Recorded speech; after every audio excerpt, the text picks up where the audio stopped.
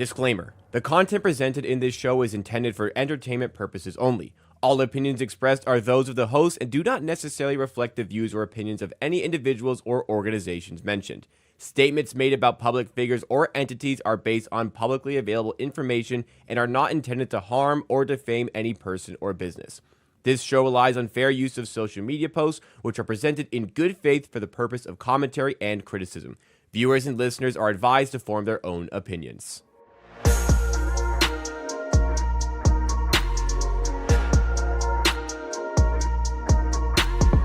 Welcome on into Circle Back here on the Circles Off channel, which is, as you know, part of the Hammer Betting Network and proudly presented by ProphetX. We are here to cover the latest and greatest that comes from gambling, Twitter, news, drama, the sporting world, anything in that sphere. We are here to talk about it with your live Monday crew. I'm your host here on Circle Back. My name is Jacob Gramegna. You see me as a producer and a host here at the Hammer Betting Network. Joining me on Monday, as always, is CEO of the Hammer and professional sports bettor Rob Pizzola. In the middle chair, it is host of the Hammer Daily, Jason Cooper, which is live every weekday at noon Eastern. And in the left chair, we have Sophisticated Square, Geoff Fienberg.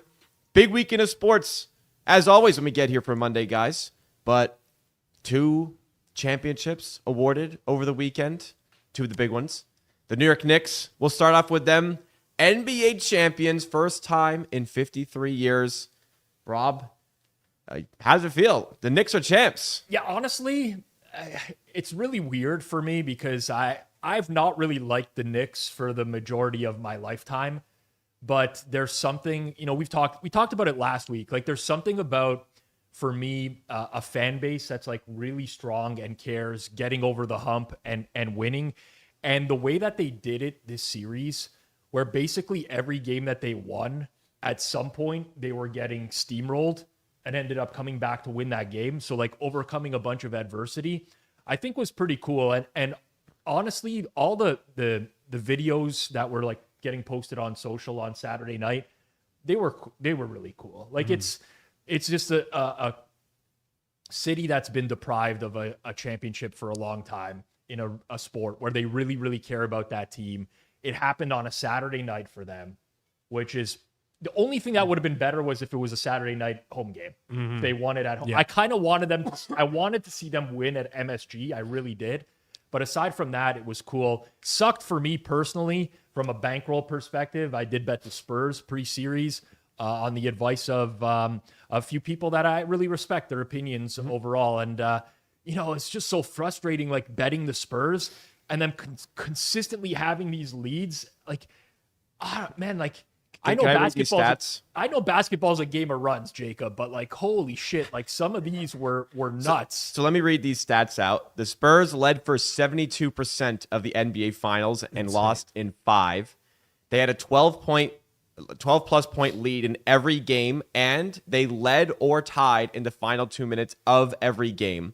In Game 1, they were up by 16. In Game 2, they were up by 18. In Game 4, they were up by 29. And in Game 5, they were up by 15, and they lost all 4 of these games. I mean, just monumental choke by the Spurs in the end. Yeah, it's a choke, but like you also got to give credit to the Knicks. Yeah, like it's a double-edged sword, right? For sure, that you should hold on to those leads when you have that much talent. I don't know like ball very much. That's where I kind of miss Kirk. No disrespect for you. No, I don't know ball either. But Mitch Johnson. Is this guy viewed as a good coach in the league? So I actually asked Kirk multiple times throughout the playoffs that question, and he said, yes, Mitch Johnson is a good coach. I think, though, Kirk doesn't credit himself enough. I think he's a better basketball mind than he leads on. He's like, Mitch Johnson is probably smarter than me. There's nothing I can say that he would or should change, but there very obviously was stuff that should have been changed. From my perspective, the end game scenarios, you can put stuff on players. Yeah, you have to. They're in those positions. Like Wemby, bad pass. What was that? Game 2, I think it was. Towards the end of the game, yeah. You have like De'Aaron Fox going for like a contested layup against OG in one of the. But like, I think that starts with coaching. Like in certain situations, players have to know what to do. Yeah. And for some of these end games, it seems like the Knicks always did everything right, and the Spurs always did everything wrong. And Yeah, I don't know. Like if it's Knicks in 5, but it felt like a very closely contested series. I don't know. It doesn't really feel like the way it went down, but holy shit, those end games were brutal. I wonder how much you would have made if you bet first half Spurs and second half like Knicks win the game for all of these games, because that was like come game 3, 4, and 5. Like we had Noops on the show. He's like, I'm just betting Spurs first quarter, Spurs first half, because that's how they're like that's been the game flow of the game so far. And it's just, I don't know how this Spurs team just crumbled so much down the stretch. It just truly is sad to see. And yeah, I don't know. It's tough. So I got 2 takeaways from this, and none of them are like actually ball related, because I would have nothing to offer on that front. It's just beautiful, like, to see you wait your whole life, you hope for a moment like that. Yeah. And then suddenly you're in it. And they capitalized on it, and credit to them, and shout out to the real ones, because the real ones deserve a lot of fucking credit. But I'm also one of these people, even when it's my teams in these moments, like the bandwagon's large, shout out to everybody. Like, you don't have to, we are the psychos who choose to suffer. Yeah. Right? Yeah. It's probably much healthier to not like suffer through all of it. And you can watch 20 games, 8 games, 4 games, 5 games. It's okay. Be proud for your city. Yeah. That's awesome.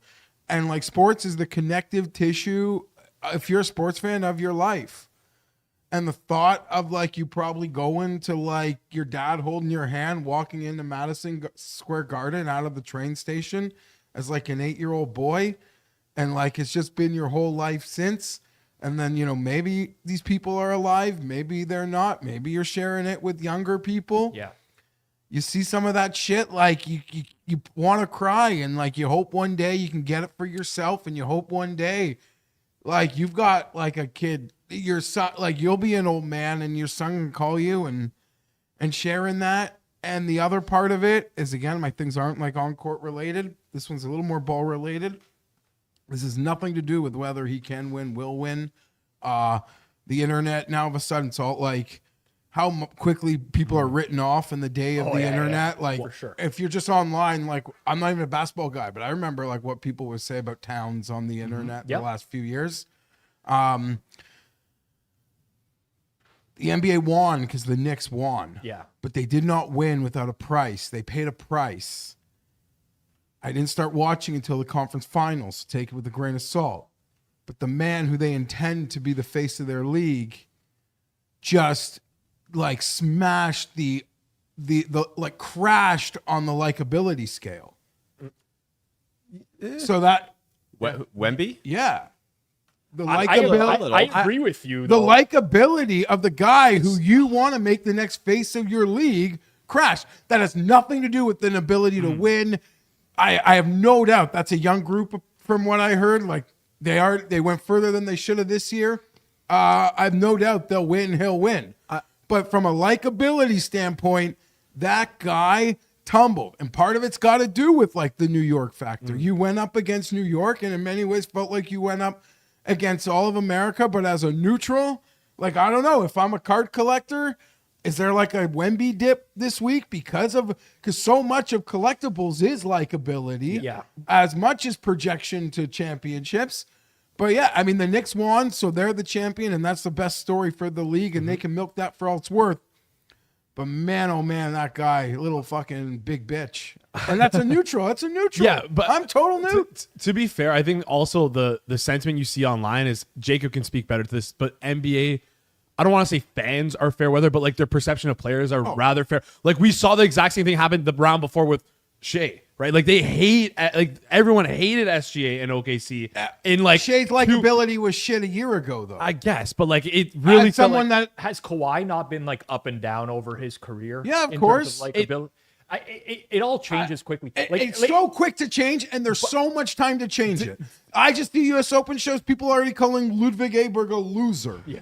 Right? Like he's 27. They want to draw conclusions about what he'll have won in 7 years from now. Yeah. Ridiculous.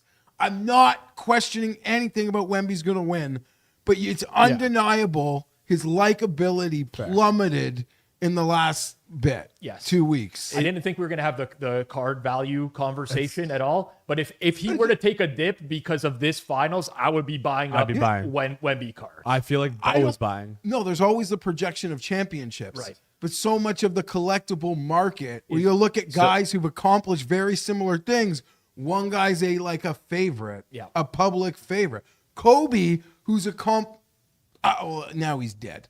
But even when he was alive,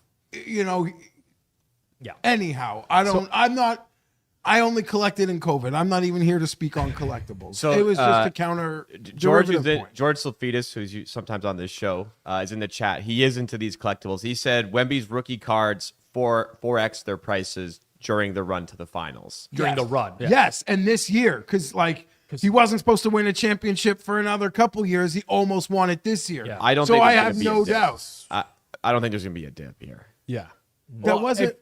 I get what you're saying, though. Yes. You didn't literally mean that. It's just like an example. Yeah. But I will say, I'm not sure. I can't pull up ProphetX on my phone right now. I'm not sure if they have odds for next year's championship. But I've poked around, and I've seen the favorites right now to win next year's champion. I think it's like around plus 250-ish is the Spurs. Yeah. So we have now set up a great storyline opportunity for Wemby.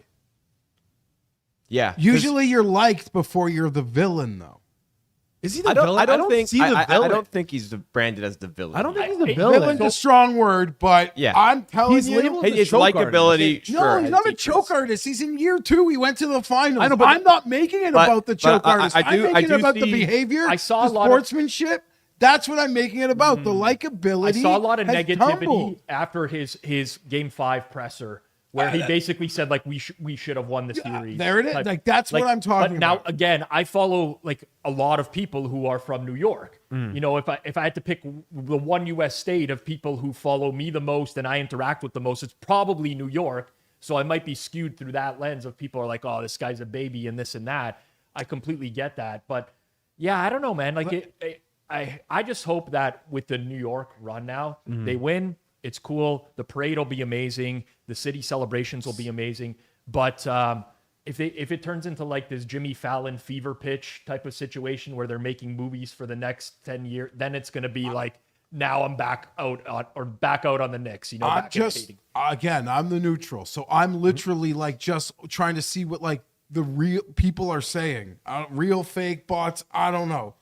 But Wemby went from this dude who hangs out with monks and is hyper esoteric, to this in a month to this fuck that lanky bitch.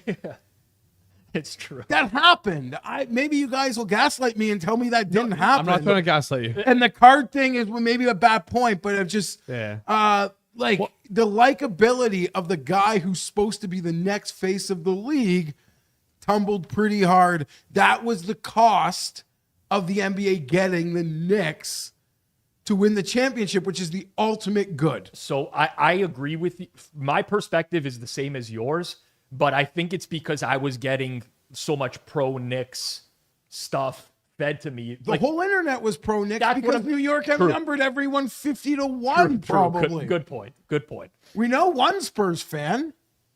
Do we? We don't know him. I don't even know who you're talking about. Was Zilber supposed to walk around New York in his Spurs jersey? What? When did this happen? I missed this. I didn't see that. I missed this.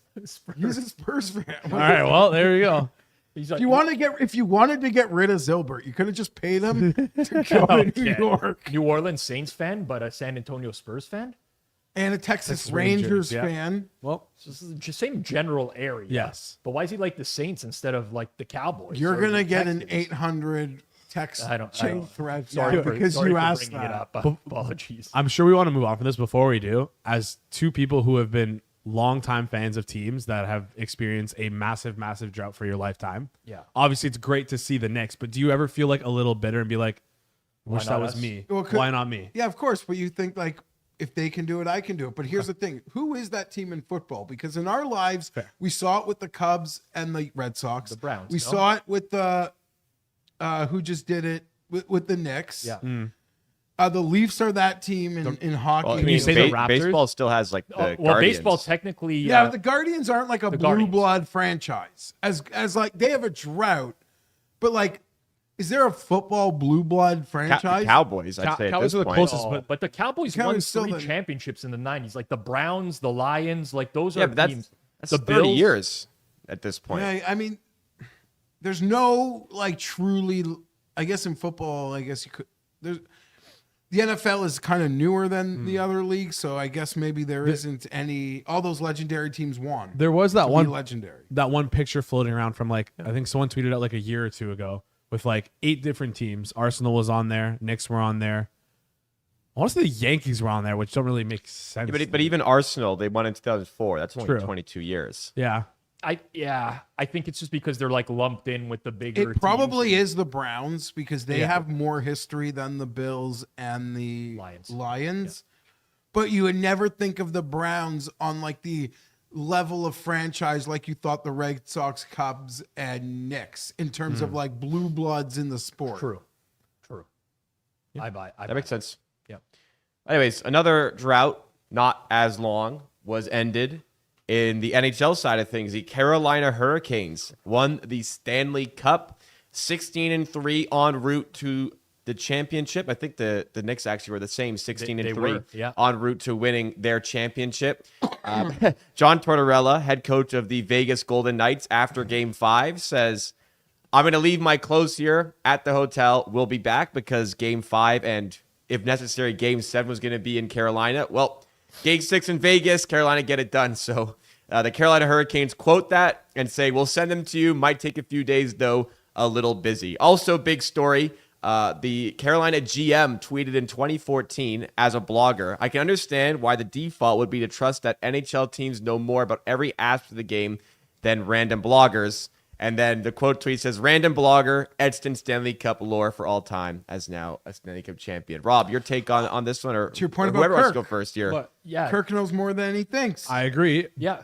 Well, Tulski started. What was it, like the Broad Street Bullies blog? I think he was. I writing for? honestly don't know exactly the blog. I get the sentiment. I don't mean to cut you off here. Get the sentiment of a blogger, but he's not a blogger. He was like working in like nanotech, has like multiple PhDs. He is like a full-on genius. And like, sorry, time out. What pisses me off is the hockey community. They all see this, and it's like it's like a Cinderella story, which I get. Tulski is like not the type of guy who is a GM in hockey. That's like that. That's not who he is, but he made it there and he did it. But there's so many fake analytics people on Twitter who think they're going to be the next Eric Tulski, and you're just not him. You don't have multiple PhDs. You didn't work in nanotech for 10 years. Like you're looking at money puck expected goal numbers, and you're like equating that to what Eric Tulski does, and those two are just not the same. That's that's been on my mind for a bit. This is the same as your high school friend who likes to say like, oh, Mark Zuckerberg dropped out of college Yeah. and look how successful he is. Well, yeah, he was also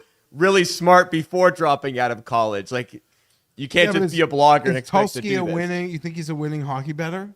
So Tulski I'm joking. would I'm be. joking. I I assure you he would be. I messaged Tulski last night. So Tulski, to me, I love Eric Tulski because he stroked my ego as much as humanly possible in the Carolina Hurricanes front office, because he used to DM me asking me for my numbers on the Hurricanes for like what I project them to win the cup, what I project them in their games in the upcoming week and all that stuff.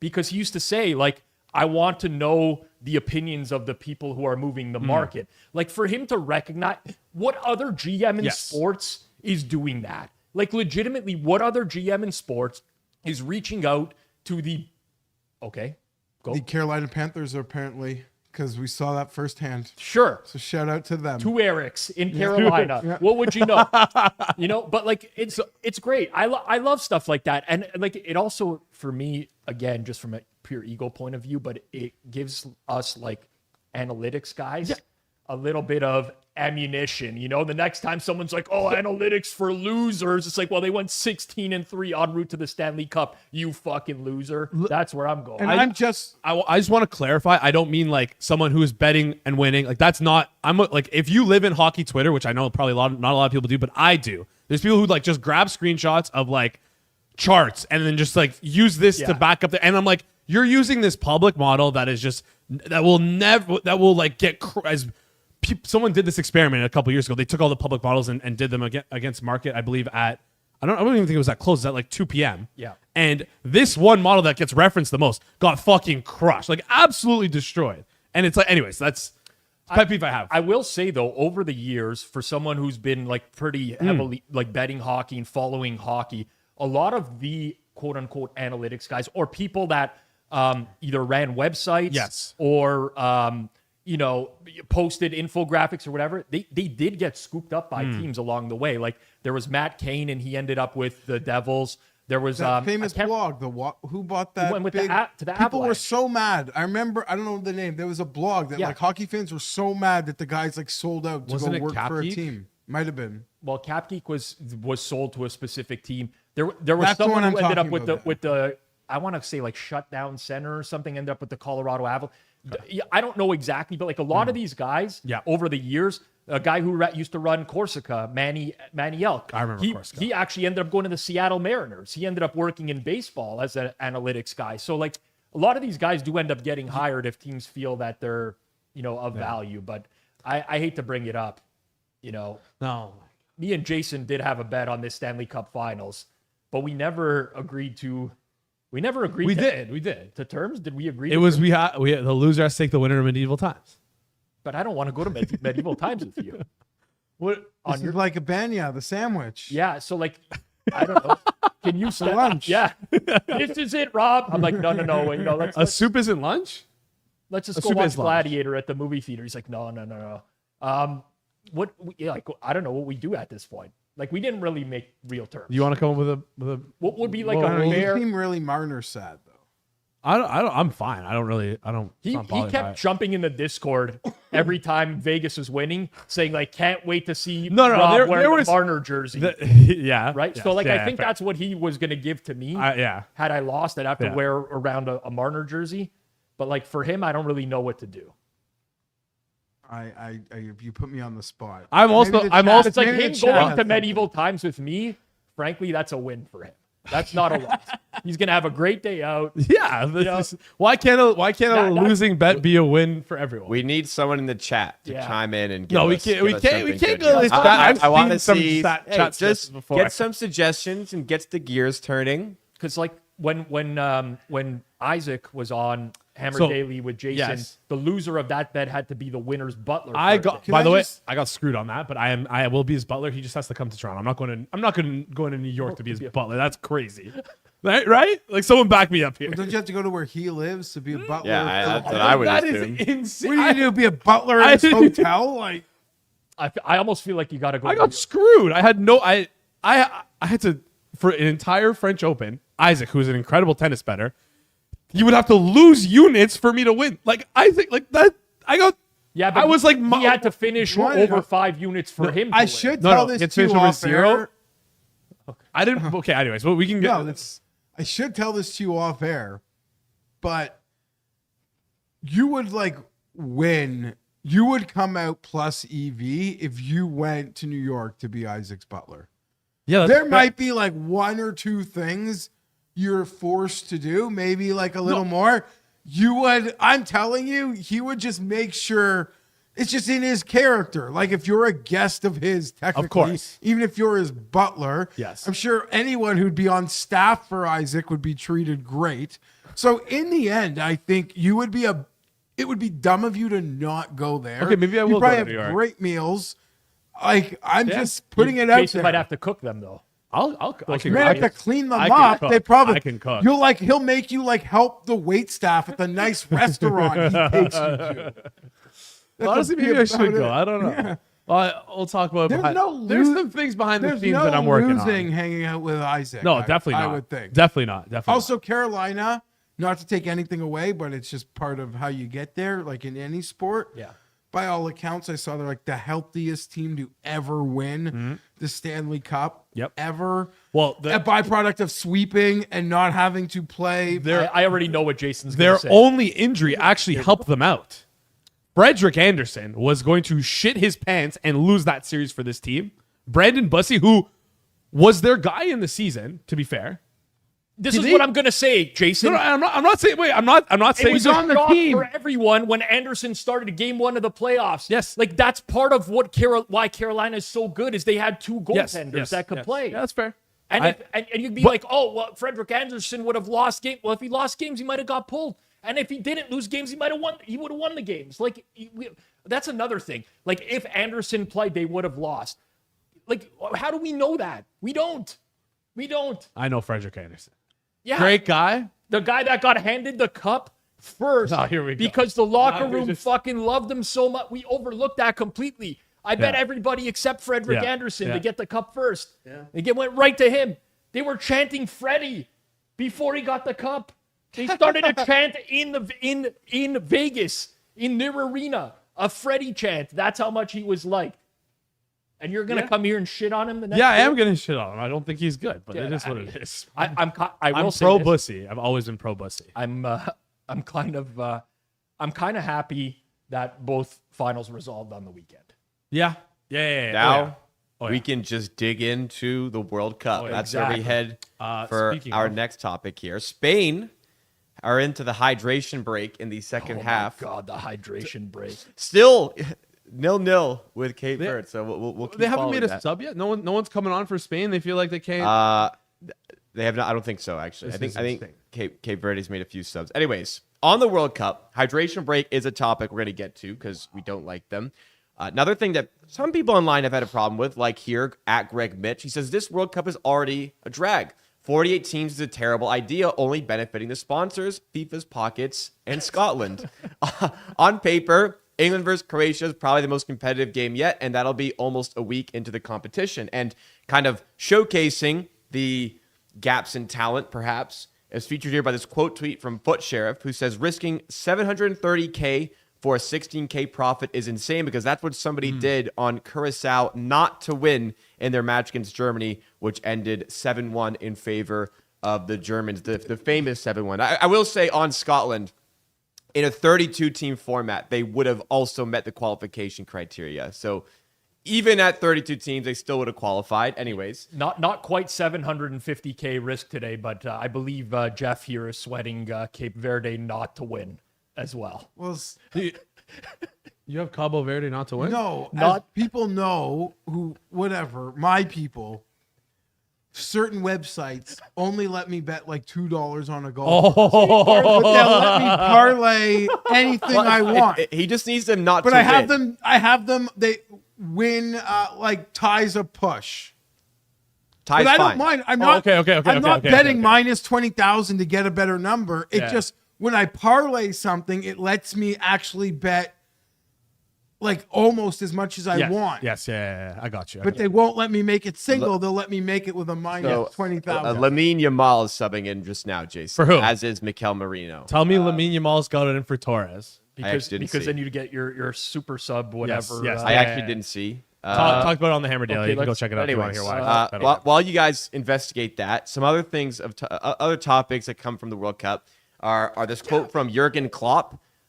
A lot of people know him as the former Liverpool manager, and for some reason, he's now more famous as the Travago guy with the very white teeth. What? You don't know that?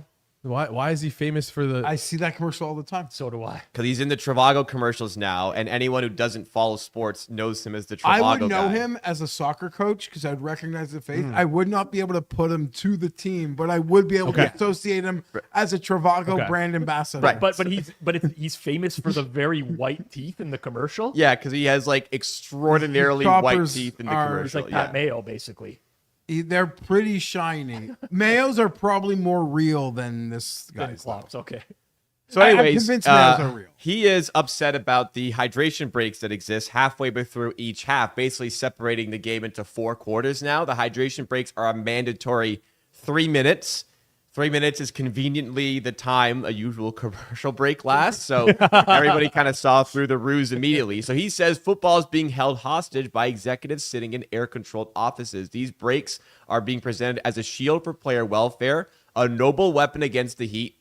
In reality, they are nothing more than a golden cage built for sponsors. When I saw players standing around during cooling breaks while television timeouts dictated the rhythm of the match, I couldn't help but ask myself, who is the World Cup really serving? The supporters, the players, or the advertisers? Somebody else said here, this is David Matthews, the hydration portion of that break was finished and the players were standing around to wait for the commercial breaks to finish so the ref can restart the game. The US are corrupting our fucking sport. Also, I was really pissed off during the Korea-Czechia game because the commercial breaks did not end before play resumed, and there was a big chance that viewers missed because of that, and it easily could have been a goal. I think it's entirely possible that a viewership of a goal is impacted by these hydration breaks. So I consider it to be a problem. Why don't we stay on this? There was another thing here. Hydration breaks, Rob. I mentioned it earlier and you kind of rolled your eyes. Well, I had a tweet about it too, and Joe Pompliano, like a lot of tweets about hydration breaks blew up because I think it's like universally recognized what this is. It's commercial breaks. Some of these games are being played indoors in air conditioning.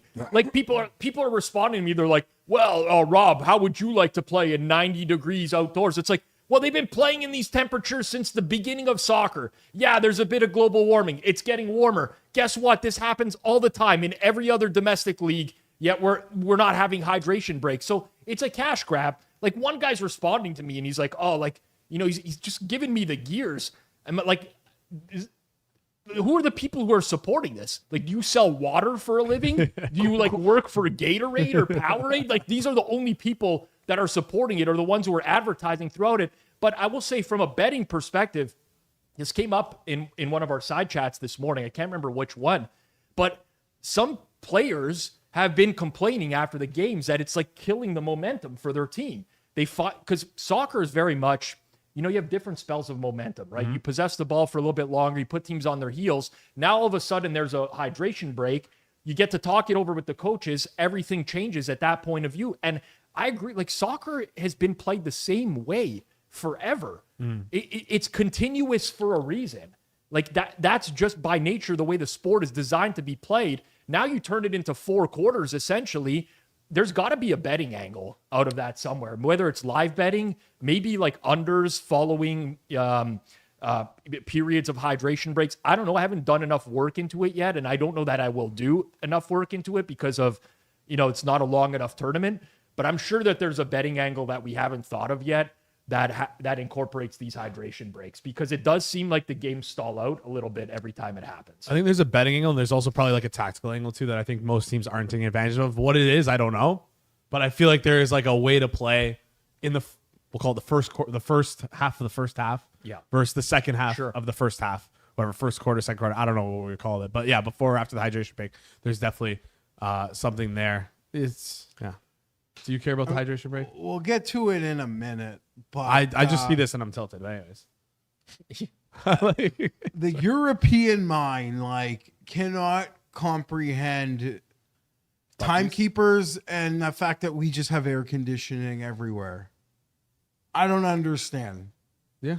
I don't understand. These people live without air conditioning is like a normal way of life. Yeah. It's like when they go to the dentist, do they not get like their mouth frozen? I'm They sure just they go do. right sure they fucking do. in it. Yeah. What does that have to do with this? Why wouldn't you have air conditioning? Right. Well, because they were built, all these places were built before the need for air Fine. conditioning. My because of point's how hot ruined. it's getting. The dumbest rule in all of sport. Don't do this, Jeff. I'm not agreeing with Kirk. Don't do it at all. say it. No, do you it. have to say it. Wait, You wait, have You have to do say it. it. What do you think I'm going to say? No. Do it. Go do it. Do what you're gonna do.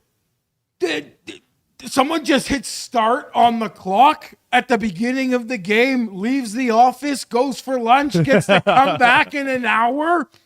Just stop the fucking clock. Maybe it's my American mind. Stop the clock. You put too much power in the hands of these referees that already have so much power. They got to arbitrarily decide how much time is added to games because they feel like it. It's the dumbest. It's not really that arbitrary. Like there's a judge who's standing off that's clocking. The amount of times I've listened or watched soccer, the guys who are seemingly know what they're talking are surprised by the injury time. They can be for sure. Okay, up on screen, Jacob, you could bring this up on. So Pips tweeted this week. Should probably mute all Canadians and Americans during the World Cup to spare myself from the most idiotic takes.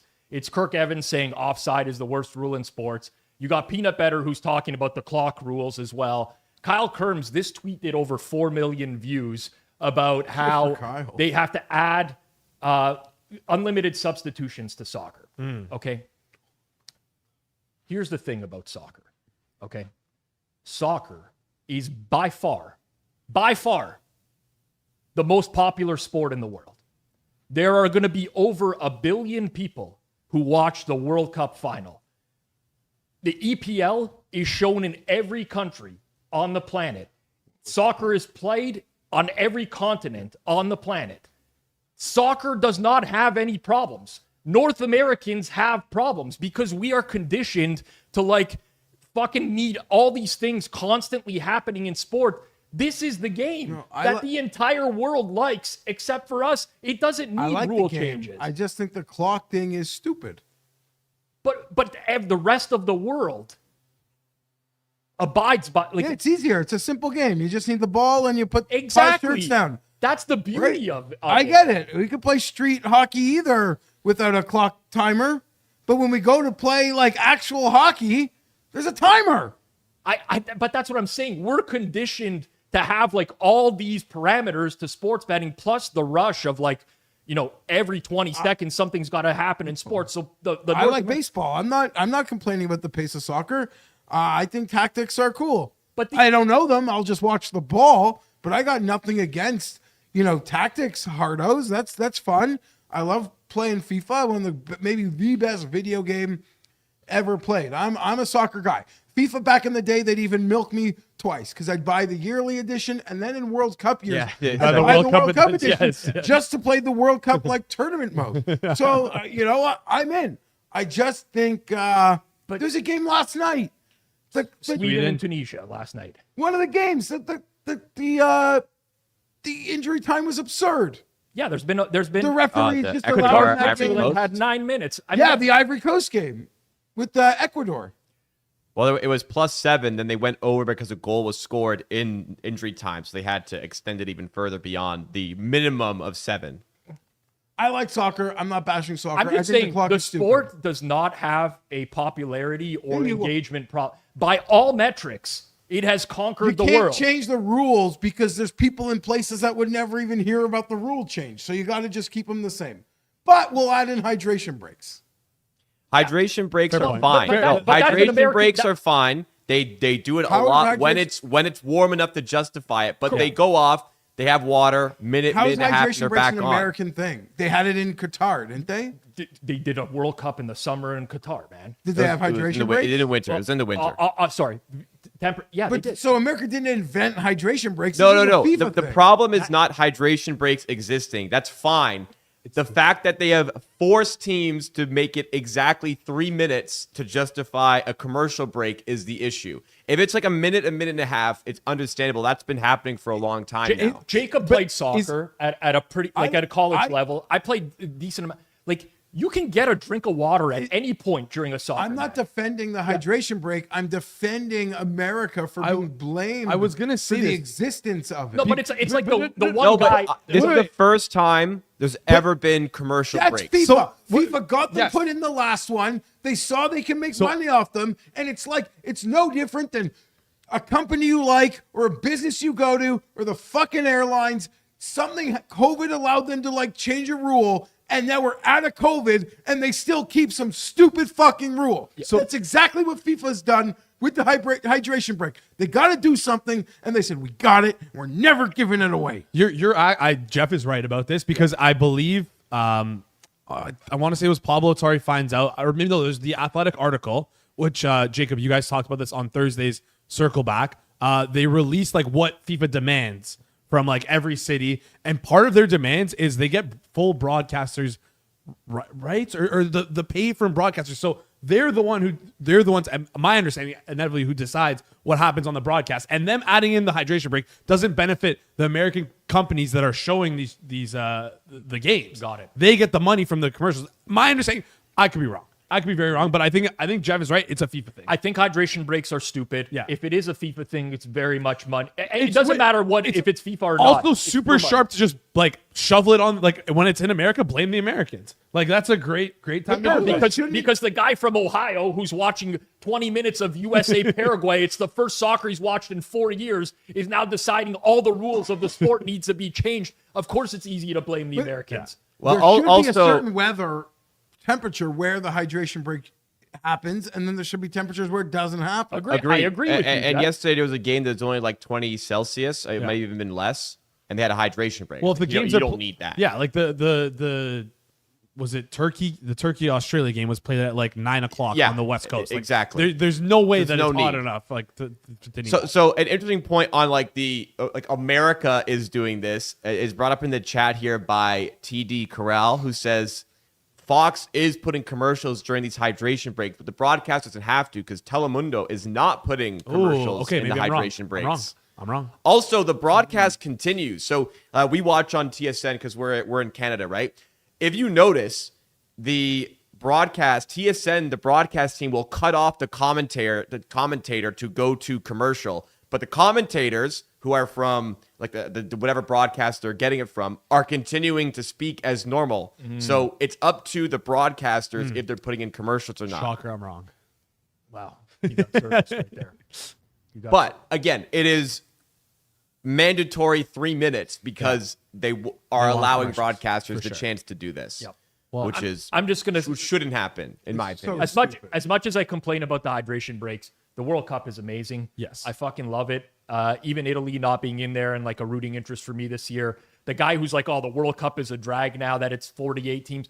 It might be worse than a 32 team. It might, but so far we've had a lot of really good games. Well, remember, Spain's about to draw Cabo Verde, and they wouldn't be anywhere near the World Cup. Remember, on like the caliber of teams that are playing, because there are 3 hosts, they are all Pot A teams. Yeah. Therefore, the top ranked team typically is a Pot A team. So because there's 3 that aren't tremendous teams like Canada, Mexico, and USA as Pot A teams, these groups are weaker because what's supposed to be the best team in the group is a CONCACAF team, which is not as strong as some of the European teams and South American teams. So that has led to not as many great matchups out the gate. But I mean, if you like soccer, you're really enjoying The same these. people that are complaining about this are the same people who like are gonna jerk off to some 70-point college football game. Yeah, no, So go away. Like it's part of it. It's part of the tournament. At some point, iron fights iron, and we'll get great games. In between that, there'll be some lopsided ones, and there'll also be ultra competitive ones between teams that are similar, even if they're not that talented. Well, even Spain and Cape Verde right now it's 0-0. It's the 80th. It's the 80th. I'm having a blast. I'm the least footy person here. Yes. I love it. I eat it up. It's great sport. I love to see what's happening through America as people are enjoying the gluttony and the hospitality that the news will never really tell you about, but I promise you exists. Throughout America. I love it. Well, I love it. For it to be like, I'm not a morning person myself. It's tough for me to get up in the morning for everything to be on North American time. And like basically, so good. No matter what, I can turn on the TV and there's like a game either on or coming up very shortly.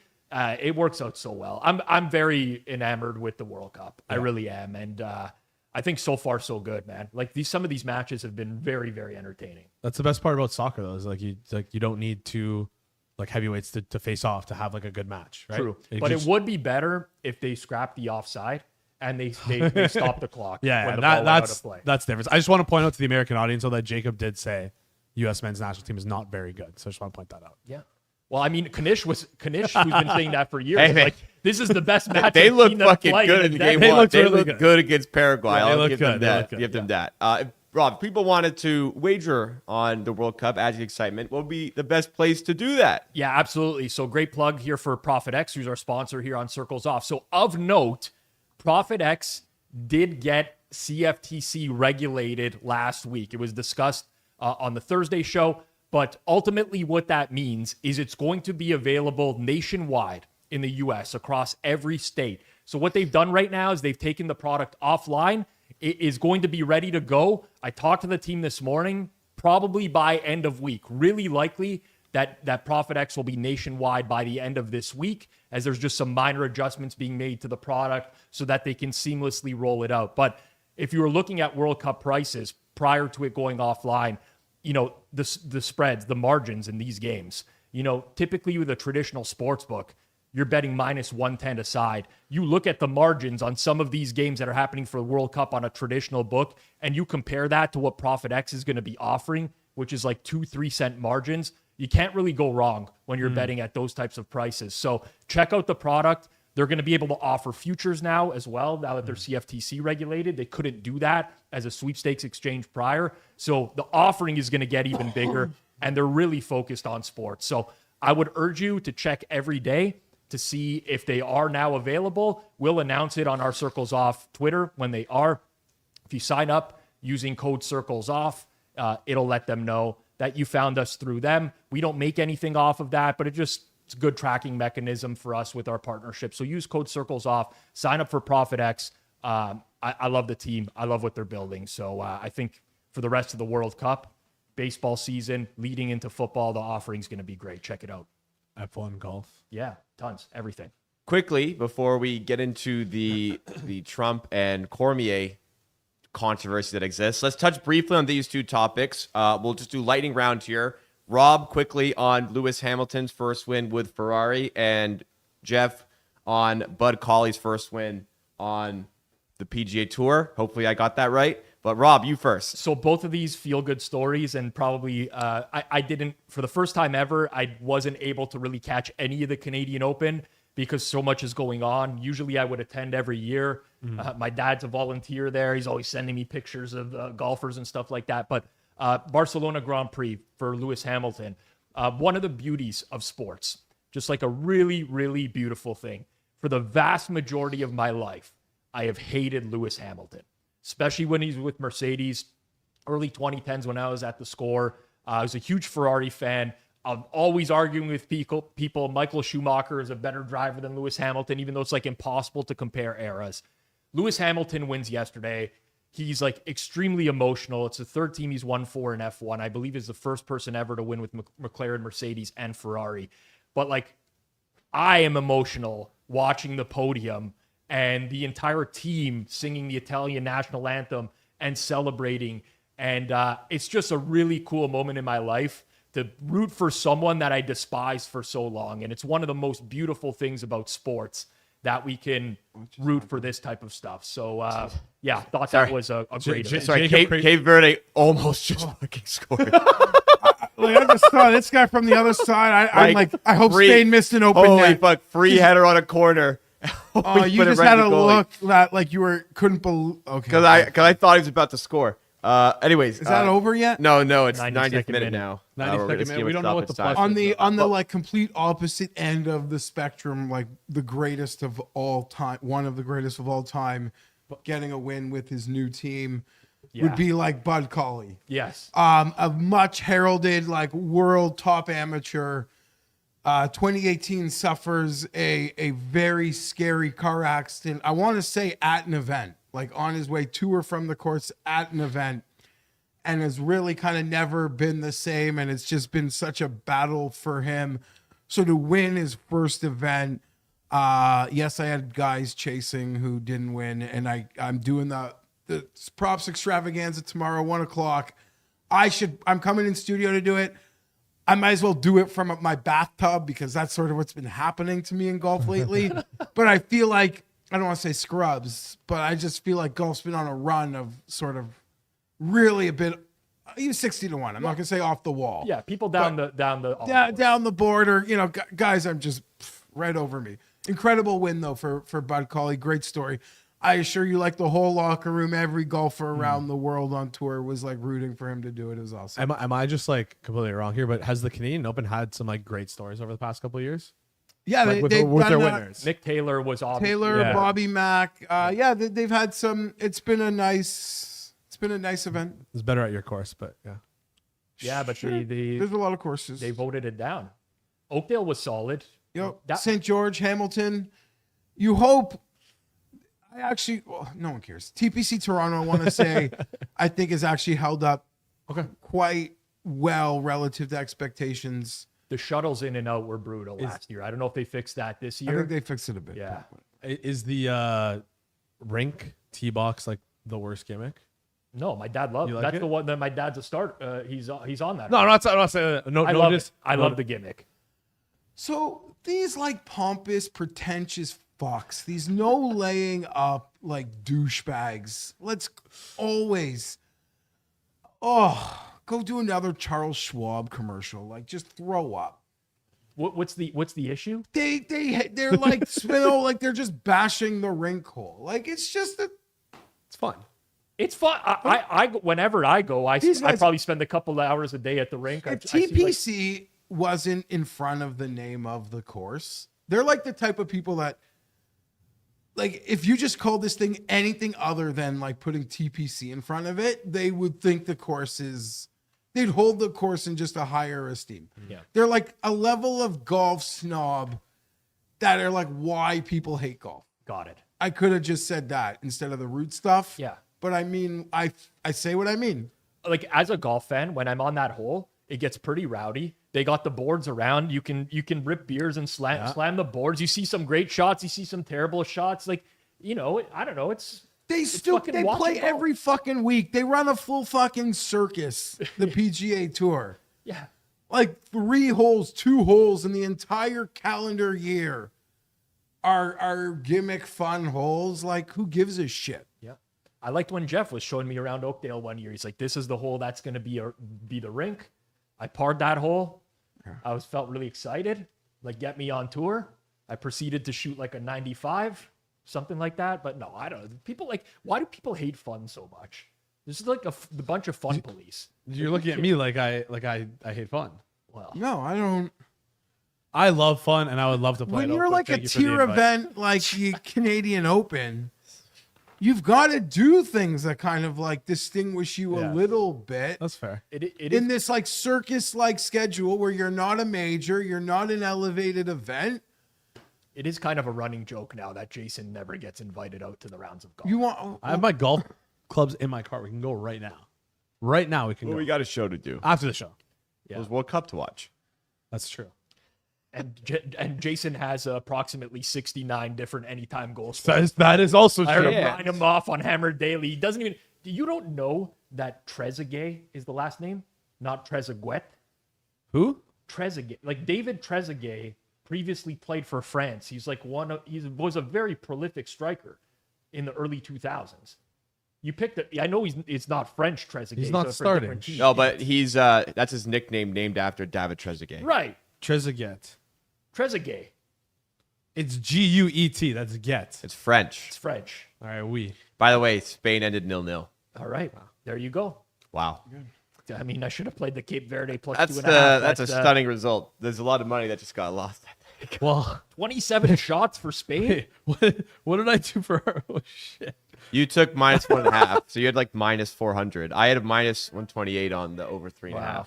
All right, I'll call back. Yeah, competition in the shitter, Jason. Well, no, you guys are still behind me, no? Yeah, I think like so. Some of you guys haven't even people won a know, damn bet. There's 8 of us who are. I was are even doing a going pick to this, so every I'm day. down 1.28. I'm at this point. It's just it's probably just worth it to take like long. The way that we structured the scoring. Yeah. You know, like there's no sense in laying what you did today. This, by the way, is the competition we're having on the Hammer HQ channels, where me, I'm Jason, hoping to Rob, go- and 5 others are in a betting competition for this tournament. I'm hoping to go One the pick a entire day. tournament without a win. That would be legendary. That would be that's just as But I good think as I'm- going the I'm- entire tournament without That'd a be loss. special. It's true. It's very. That hard would be to do. special. what's the time difference in England? 5. Qu'est-ce que c'est? Let's just ask some. All right. That's crazy. content. You could have googled Let's. it. That just. You could have googled it. You could have googled it, Jeff. And You not- could've- If I was That is- alone, I'd Google it. So not biggest pet peeve. If you're on your phone and you ask me a question that you could have answered on your phone, that's my biggest. Live- Someone live asked me on to air. do a content thing. I don't know their time. Even better. You Why should- don't you just ask them? Sorry, I'm getting Sorry, I was. Well, You're right. Sorry. let's move on. We have a really big gambling topic to get into here, and it involves Eric Trump and Daniel Cormier of the UFC. So, some screenshots were posted, And it's been proven. These were screenshots posted by Daniel Cormier's official account. It is screenshots of a DM conversation that he had with Eric Trump, son of President Donald Trump. This was ahead of the UFC Freedom 250 event, where there was a UFC event that occurred at the White House. So the screenshots read, Eric Trump reaching out to Daniel Cormier, saying that he wants to meet him at the event. And then it started to, what was like nice and amicable, it started to turn into a betting conversation where Eric Trump asked, you placing any bets? And Cormier explaining he's not allowed to place bets. And then Eric Trump started digging in. Are any of the fighters injured that you know of? And then he said, I'll just cut to the chase. Are any of the fights tomorrow rigged? I've been eyeing the Lopez fight, and I think an upset wouldn't be too unrealistic. So Cormier said, no, none of our fights are rigged. And honestly, I'm appalled that you would even ask me something like that. So the official Daniel Cormier account posted this. However, they were very quickly deleted. Also proven deleted by the author. So Delinquent MMA posted, Daniel Cormier shared a DM from Eric Trump asking him if any of the fights are rigged tomorrow. DC deleted the tweet. Jeremy at SelfBeliefJ tagged you, Rob, and used the hashtag #circleback to put us on alert to this topic, saying that this needs to be on the show tomorrow, and here it is. So digging in a little bit further, Eric Trump said, this is completely fake. I've never reached out to Daniel. In fact, this is scary. He claims these are AI generated. Daniel Cormier claims that he was hacked and that the hacker posted these. Andrew Gombas, who was interviewed on this channel last week, it was a great interview, and I think it's a great place to go after you're done watching this edition of Circle Back. He tweeted the amount of people that think Eric Trump and Daniel Cormier actually exchanged Twitter DMs about fixed fights. Please use critical thinking. We'll talk about the event as well as we get through this, but I'll start with Jason. You were pretty heated when we brought up this topic. I think the debate is here. We don't think it's real, but like there's certainly a trace here. That the second that this dropped, I thought that it was fake. I thought that that it never came from DC's account because number one, the only person to have a screenshot that I saw of it was some guy named like I don't even want to say his name on air because it's like obscene, just like very clearly like looks like a troll account. There was only one MMA reporter who said that he saw it. First of all, if you're an MMA reporter and you see DC tweet that from his account and you don't instantly screenshot it, share it, retweet it, engage with it, you are bad at your job. No disrespect to this guy, but how is that not your first? The MMA junkie guy? Do you remember who it was? It was not MMA junkie. Okay. It was someone else. I forget his name. Because I was trying to find the same thing as you. Yeah. And I messaged a mutual friend of mine and Jeff's, Aaron Bronstetter, yes, who's an MMA reporter as well. He said that he saw one other member that he trusts saw it, yes. Which is, listen, I'm not saying don't trust this guy, but how do you not get physical evidence? So we only had one screenshot to work with. It turns out that it was true. He did tweet it because there are replies to that tweet. I just don't think that this was DC who tweeted one. There's so many reasons. Number one, to tweet this out is like incredibly stupid. Yeah. If you work for the UFC, and I'm sure they've probably done like I don't know what to call it, sensitivity training, something along those lines where if somebody comes to you and asks you to bet on stuff, you go about it like this. And it definitely, what they would tell you to do is not tweet it probably. Like, so that's number one. Number two, DC is the most company man for the UFC ever. The amount of stuff that guy has done and the amount of times he stuck his neck out for this company is like, he is through and through a company man. To do this 2 hours before maybe their biggest event of the last 5 years is just so beyond out of character for him. I could not believe that it was true. So instantly I said either it's fake or he was hacked. So, and it seems like after the fact, he got hacked. Now people are saying, and that you guys can push back on this, people are saying that if he got hacked, how could he tweet, which he tweeted like 10 minutes later, you guys really believe anything? It's simple. Somebody could log onto your Twitter account and not log you out. To log you out, they'd have to change your password. I'm logged in on my phone and my computer right now. I'm logged in on separate places. You can do that. You can be logged in on your Twitter account through separate places. Someone could have gotten into his account, tweeted that, deleted it. DC saw it, said, this is definitely fake. I never tweeted that. Right? He didn't have enough time to see that people actually responded to him. And then afterwards, what he did, tweeted another crypto scam, which is what obviously DC didn't do that. And So was that real though? Because what's sickening to me about the year 2026 is I legitimately have no fucking clue whether a screenshot is real or AI generated, because there is a screenshot going around of Daniel Cormier also tweeting out a crypto pump or whatever scam, basically, that I thought is that was no on his longer account. on his account. So maybe he deleted that as well. Like it is so hard to get to the. So first and foremost, Twitter should be able to verify whether or not that is a real. 100%. And if the fact that, sorry to interrupt, the fact that DC has a job right now is proof to me that he was not the person who tweeted it. Well, I mean, they're probably still investigating it right now. It's not. maybe. You don't figure this out right away. Can we go back to the images, please, of the conversation? Because I read through this. I mean, I'll just cut to the chase. Are any of the fights tomorrow rigged? Like, I'm sorry. Yeah. That's like an extreme stretch. Like, Eric Trump, like, that would have to be one of the dumbest And things DMs imaginable to put in writing to someone else. And, like, after the questions, I'll just cut to the chase. It reeks of a fake conversation to me. That also, look at the time it's taking place. It's at 1 a.m. DC tweeted this out at 6. The screenshots were taken at 2 p.m. So there's just little pieces of evidence to me that this screams that this is fake. And those are some of the little things. Like, why would DC be having this conversation at 1 a.m. the night before he calls, again, the biggest fight of his life? Yes. One of UFC's biggest.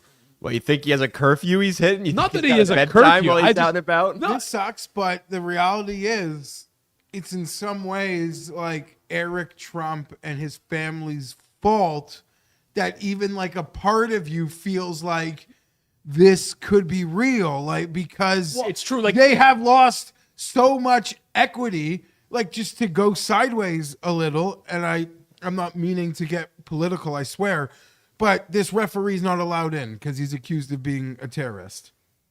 If any other president of our life was in the Oval Office when that happened, we would just believe it. Right. I guess that's true. There's something that our government, the U.S. government has, their information that we don't. That's just because it's Trump, you're like, I don't fucking know, man. Like, maybe he is. Like, maybe they have something. But also, like, there's a really, really, really good chance they don't. It's impossible now in the year 2026. It's such a sad state of affairs that this goes viral, and then immediately both Eric Trump and Daniel Cormier issue like kind of like a public statement, so to speak, that this is not real, but we cannot take it at face value.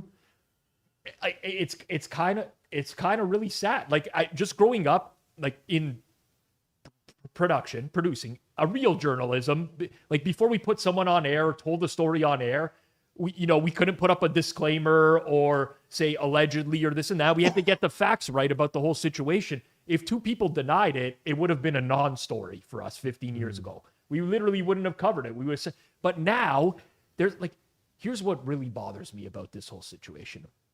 I've seen so many people have their accounts hacked by some sort of crypto bot scam.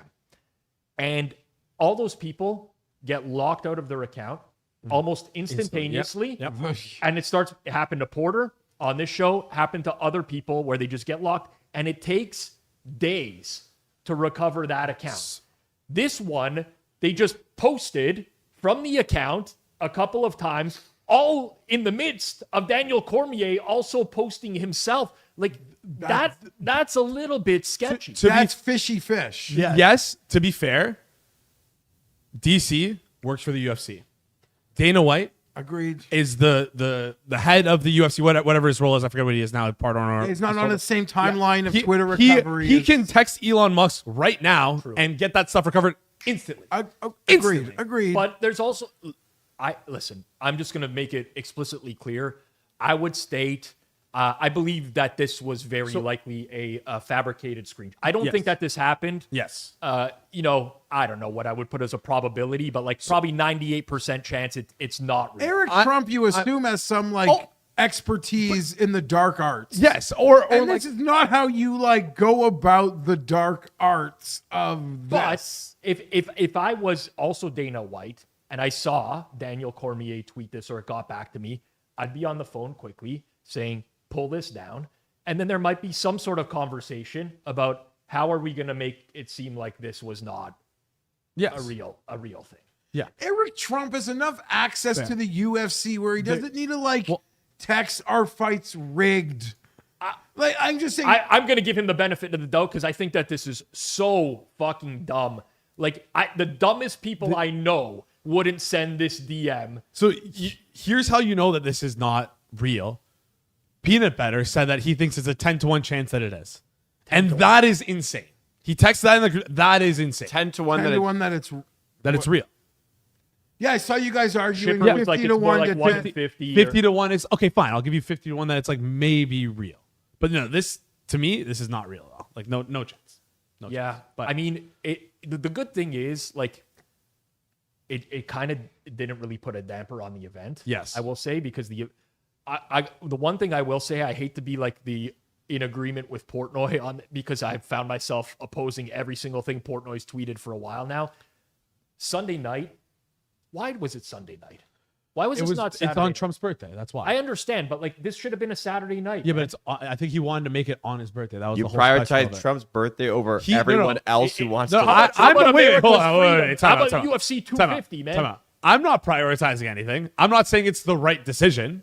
I agree with you. It should have been on Saturday. The whole reason why this happened though is because Donald Trump asked for this to happen. Yeah. It's basically it was his birthday wish or whatever the frick they were doing, and if he wants it on that day, then that's probably what he's hosting it at the White House. He's gonna have it whatever day he would have had it on a Tuesday if he wanted it to. To see the execution of it and the production value, honestly, all things considered, I think it was actually really cool. Like the 100%. amount of people who are like, oh, it's like a bastardization of like U.S. politics. Honestly, like maybe, but who cares? In my opinion, I thought it was really cool. But we it was play on it? a Sunday night. I was Yes. watching the Cup final. Then after that, for some reason, I got caught Sweden. watching Sweden, Tunisia. You as need well, and multiple they just TV. kept That's- popping wait. goals. So I was like, all right. Faux pas. You need multiple TVs. You have multiple TVs. Also, I'm not like a illegal streamer guy. Yeah. Generally, and Paramount Plus is like the only streaming service that I would have to pay for. And You could have just used Fight Pass. You have access to Fight Pass in Canada, and you can see do like it with it. all these things I don't know. It says on their website how to watch. You click on it, and then it takes you there. I just quickly did a Google search. It said Paramount Plus streaming on Paramount. See, this is why you know what you did. You did a Google search. You saw the AI overview, and Yeah. you didn't click on the website. You didn't go to the source. True, but also at that point, it was basically by the time I was going to be able to watch this, I had already repeatedly had my dick kicked in over and over. Fair. Because earlier Yes. in the day, Yeah. I saw a tweet saying that this event might have to be postponed or pushed back because of the inclement weather, rain, and that it was going to be extremely humid. So I'm like, humid?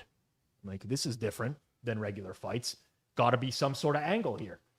I messaged someone that I really respect, in all honesty, and I've taken their advice over the years many a time. But I'm like, what's the angle here with humidity? He's like, oh, humidity. These guys are going to gas so early. Decision, like more fights are going to go to decisions. They're just going to be lethargic, this and that. I didn't bet every fight to go to decision. Luckily, I bet 4 fights to go to decision where I found a good price relative to market. But the first time in history where every fight on the card ended in a knockout, which is fucking hilarious. So by that point, I'm like, I don't want to be watching an event where I'm rooting for decisions. Not only did I bet every single one, I round robin them too. So you know how my weekend went. And I also had, anyways, a bunch of Stanley Cup stuff. It was. I lost money. It is what it is. Part of the game. Yeah. It was a sick event. My biggest gripe with the event, though, the fucking uniforms, shirts, whatever the hell that they wear, the Venom designs are fucking atrocious. They look terrible, and they look so bad in the especially in the White House, walking through these beautiful bright red rooms, paintings on the wall, so much history, and then they just come out in these corny ass shirts that are like red and blue. And it's not even like the design for this event. Every single UFC design that I've seen on shorts and shirt are fucking atrocious. And they need to change that. As a lover of jerseys, they need to change that. I see what they're trying to do. It was really cool seeing them like walk out of the Oval Office. Like yes. This moment on screen with Trump and it was awesome. Was actually like, it was awesome. I know a lot of people. Man, I fucking 2026. What a time to be alive. Everyone's analyzing every frame of everything. They're like, you notice Trump like put his arm on Dana White, like trying to get his balance as he walked out or whatever. And like, I'm watching the same clip. I'm like, kind of just looks like he's like kind of patting. But like people are like, oh, maybe he's not in good health. Like the conclusions that people draw off the smallest things, but it was unique. Success. I would say that today, just based off of the buzz this morning when I logged on to Twitter, so much of it was UFC focused. And this is from a guy that probably wouldn't get served a lot of UFC stuff pretty frequently. I think that it was a huge hit for them. Yeah. Shout out Dana White. People don't like the guy. That guy this guy was like literally came from nothing. Questionable about how he got money with Zuffa and the Fertittis and like mob ties, maybe, I don't know, allegedly, whatever. But like he built this built this sport from literally nothing. He just gets shit done. I freaking love that guy. He gets shit done no matter what. He'll get it done. You would have loved the roles that me and Geoff worked in at the Score. When the best. Dana White used to come into He's studio, the best. like every time they were in town. Remember when he used to who was he trying to fight? Was it Tito Ortiz? He would always like say that he's gonna fight him, or like one of the other boxing pros. He's just Jason, so awesome. Dana White, every time he came to our studios, came with a stack of photos of himself. And he would walk around the office and autograph them and just hand them out to people. I love him. Some people had this is like before the UFC was big. Some people had no fucking clue who this guy was. It was like the most arrogant but amazing thing that ever happened. People of his he built a $4 billion company out of a sport that was like literally nothing. Yeah. It's impressive. I do not disagree with you. Anyways, they should do another event like this. I don't know if it's like a castle in Europe or like some other historic site, but they should do like that. This is sick. They should do something like this again. Also, did Tyson Fury not show up with yes, a hat that said? I think he's joining Zuffa Boxing. I think that's the only thing that makes sense. But did it say like Dana White for Prime Minister or did I see that incorrectly on? Anyways, just really random. It's more likely if it's coming from Fury to be Prime Minister of True, England. But he kind of just like, I guess. He's not very popular these days. Yeah. True. Good event. The visual was very cool. Did you watch it all? Saw like clips. Listen, bit, I know you got kids. I drank a lot of alcohol and was in the sun a lot. It took me a while. On your neck right here. You okay? You're wearing long sleeves and pants today because of all the burns. I drank a lot. I was in the sun a lot. That soccer game took a lot out of me Friday. Friday? Yeah, he went to the game. It was Sunday. Yeah, Yesterday's Sunday. No, I went to the soccer game on Friday. So why did it take At our age, you need an entire weekend to recover. And before that, and then I drank again. A lot of drinking, a lot of sun. I was at a bachelor party this weekend. How do you think my weekend went? Yeah, but I lived those days. I'm You're trying almost to talk 30. to me I'm like almost 30. I lived that. Yeah, it's not a decade. It's a big difference, Jason. Oh God. At your age, there's no recovery, man. You could just get going the next day, no problem. All right, fair enough. We're going to get into the next topic here, which is on Raheem Palmer. He called out a few people. In particular, actually, he posted a video, which was just the audio footage of a old Circles Off podcast with Rob and Joey Knish. So I'll read out the whole tweet, then I'll go to Rob to kind of explain the situation a little bit further and what's going on here. So Raheem Palmer tweeted, "I'm going to be honest. It's been really hard on me. I'm unapologetically black in a predominantly white space, and I face battles that no one else has to deal with. Culturally, I'm different from everyone, from literally every other person in this space, so I feel completely misunderstood at times. People create fake accounts to harass me. I've been called the N-word more times than I ever have in my life. People who I don't even know go on podcasts and make up lies about me being a runner. Some people even found my mom's number on the internet and called her house trying to get to me. Even when I'm winning, it feels like every single bet or analysis is life or death. I don't feel like I'm given the grace that other people may get who look different from me. I love what I do, but I don't deserve to be treated the way I'm treated by people, especially for how much I've given to this space. I also don't take kindly to being constantly called a DEI hire with all the things I've accomplished either. I probably don't handle it the best. Ivy League degree aside, deep down, I'm still a black kid from Southwest Philly. And when I feel attacked, I revert back to that version of me that had to survive growing up. I try not to engage as much, to ignore the noise, but I'm not perfect. I'm still growing and still trying to become the best version of myself. So the reference to being called a runner was the audio clip of Knish. Rob, do you want to dig in a little bit further on this? Yeah, so for sure. We were tagged a bunch in this on Twitter. Actually, Raheem, in one of these follow-ups, he tagged me personally and said, like, really respect Rob, but something about this, like, didn't sit right with me. And listen, he's speaking his truth. Along with this video or this audio clip from that Circles Off episode with Knish, he also posted a video of the DMs that he gets from certain people, which are off the rails. And I think everyone that is public facing gets those in some capacity. Raheem's might be a lot worse because of what he said, where he's in like a cultural minority or something along those lines. Anyone that tweets stuff like that to other people, they're just scum of the earth. Like, they're literally the absolute lowlives who hide on the internet, but it can have a distinct impact on people's emotional state. I could say that myself. Sometimes I get rattled where I'm like, I shouldn't pay any attention to this. And I mute and I block and I move on and stuff like that now, but we can get to you. With this in particular, where he referenced this episode, I remember the episode and I actually remember the conversation, but I did listen back to it. And it was Knish. He didn't accuse Raheem of being a runner, but he said, like, it seems like, you know, if you put the pieces together, this is the thing. And, you know, one of the challenges of doing a show like this in the space, you know, just talking publicly and being like brutally honest publicly, is people do get caught in the crossfire. And like, to me, that was a very, I want to say from my perspective, it felt like a very innocent comment. We were just kind of shooting the shit a little bit. And to Raheem listening back to it, he's like, well, this is highly offensive to me. But from my perspective, like at that time when we recorded that was February 22nd. Was that last year? I'm trying to remember. Yeah, it's February. It was over a year ago.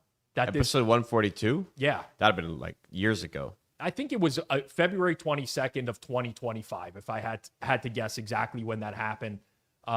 Maybe you're right. Maybe 2024. But in my I'll double check. In my circles, I had always been told that Raheem 2024. Yeah. That Raheem was a runner for Spanky. That was kind of like the rumor.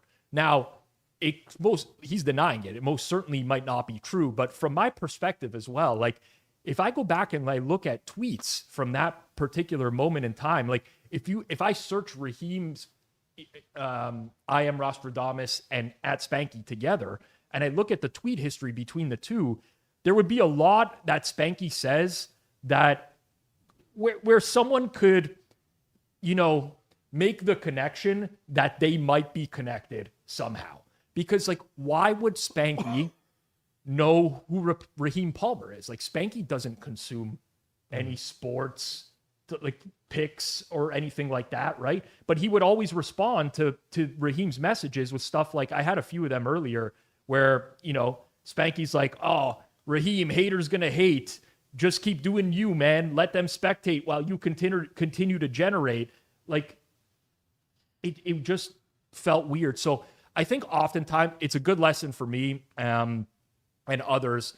I guess oftentimes things might not appear as they are necessarily, but that was kind of like the truth in my circle behind the scenes, just based off of what we saw. So didn't necessarily mean it to be offensive, but you know, it turned out to be that way. So yeah, I just wanted to put it out there. And like, yeah, Raheem, if that offended you in any way, like, I apologize for being a part of that, but I just really believe that to be true at the time. And it wasn't meant to be. Like, here's the thing, like, Knish is a runner himself or a mover, right? He does not view that as being offensive in any way either.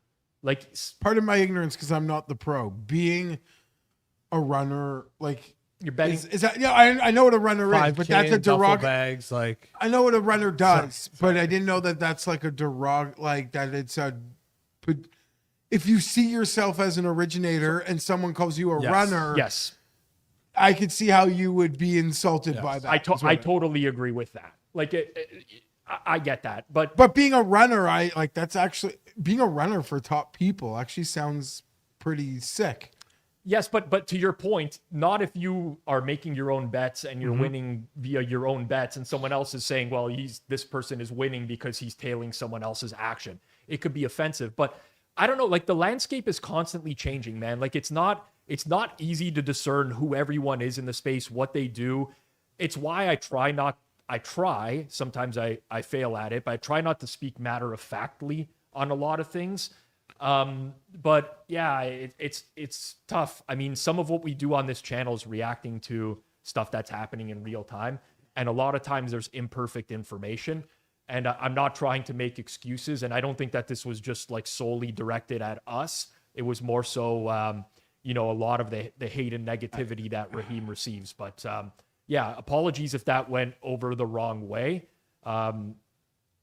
It's just like, it's what I thought or knew to be true, or what I thought was true at the time, and really, was not meant to be offensive.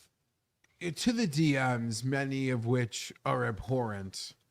And as someone who feels like he gets it pretty bad, I can only imagine what Raheem gets regularly. And we've said that like about some females. Like I could only imagine what, could go into those. The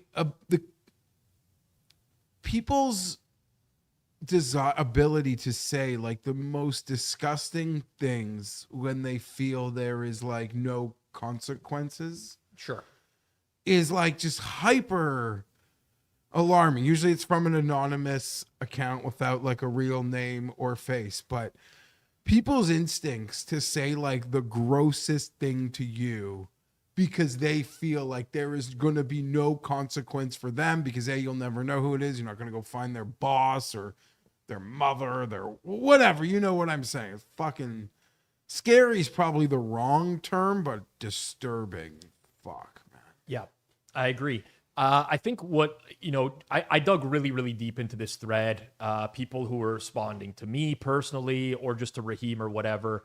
The few things I'll just say in regards to this channel in particular is, one, I'm very in tune with the analytics for this channel, hyper obsessed with what works and what doesn't. But I never really go into anything saying I'm going to do this for engagement. I don't. That's not really what we do it for. I have found that educational stuff in the space is really hard to get through to a lot of people. Like, let's say some of the biggest videos we have on this channel might be educational. But if I was to pump out something every single week of like, here are the top 3 things you need to do as a sports bettor, it gets very repetitive. It gets stale. People don't stick around and watch those for a long period of time.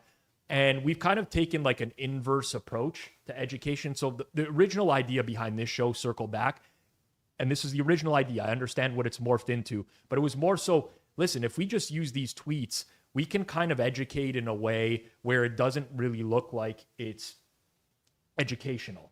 Somebody might watch more for some entertainment and learn something through that rather than just completely dismissing that altogether. And another form of videos we've done in the past are these reaction videos, where it's like, okay, let's see if we could find stuff online that is presenting something in a really bad way, and we can just react to that and explain why it's bad rather than explaining, this is what you have to do, X, Y, Z. People get caught in the crossfire with that, right? Like Kyle Kerms was one of the first ones, if not the first. I still talk to Kyle Kerms regularly now, but I didn't know him at that time. And, we had to kind of like, he hated me, I think, in the early going after we did that because he viewed that as like a complete slight towards him. Most recently, I did one with Plus EV Analytics that was about that, the Guy Boston Sports, right?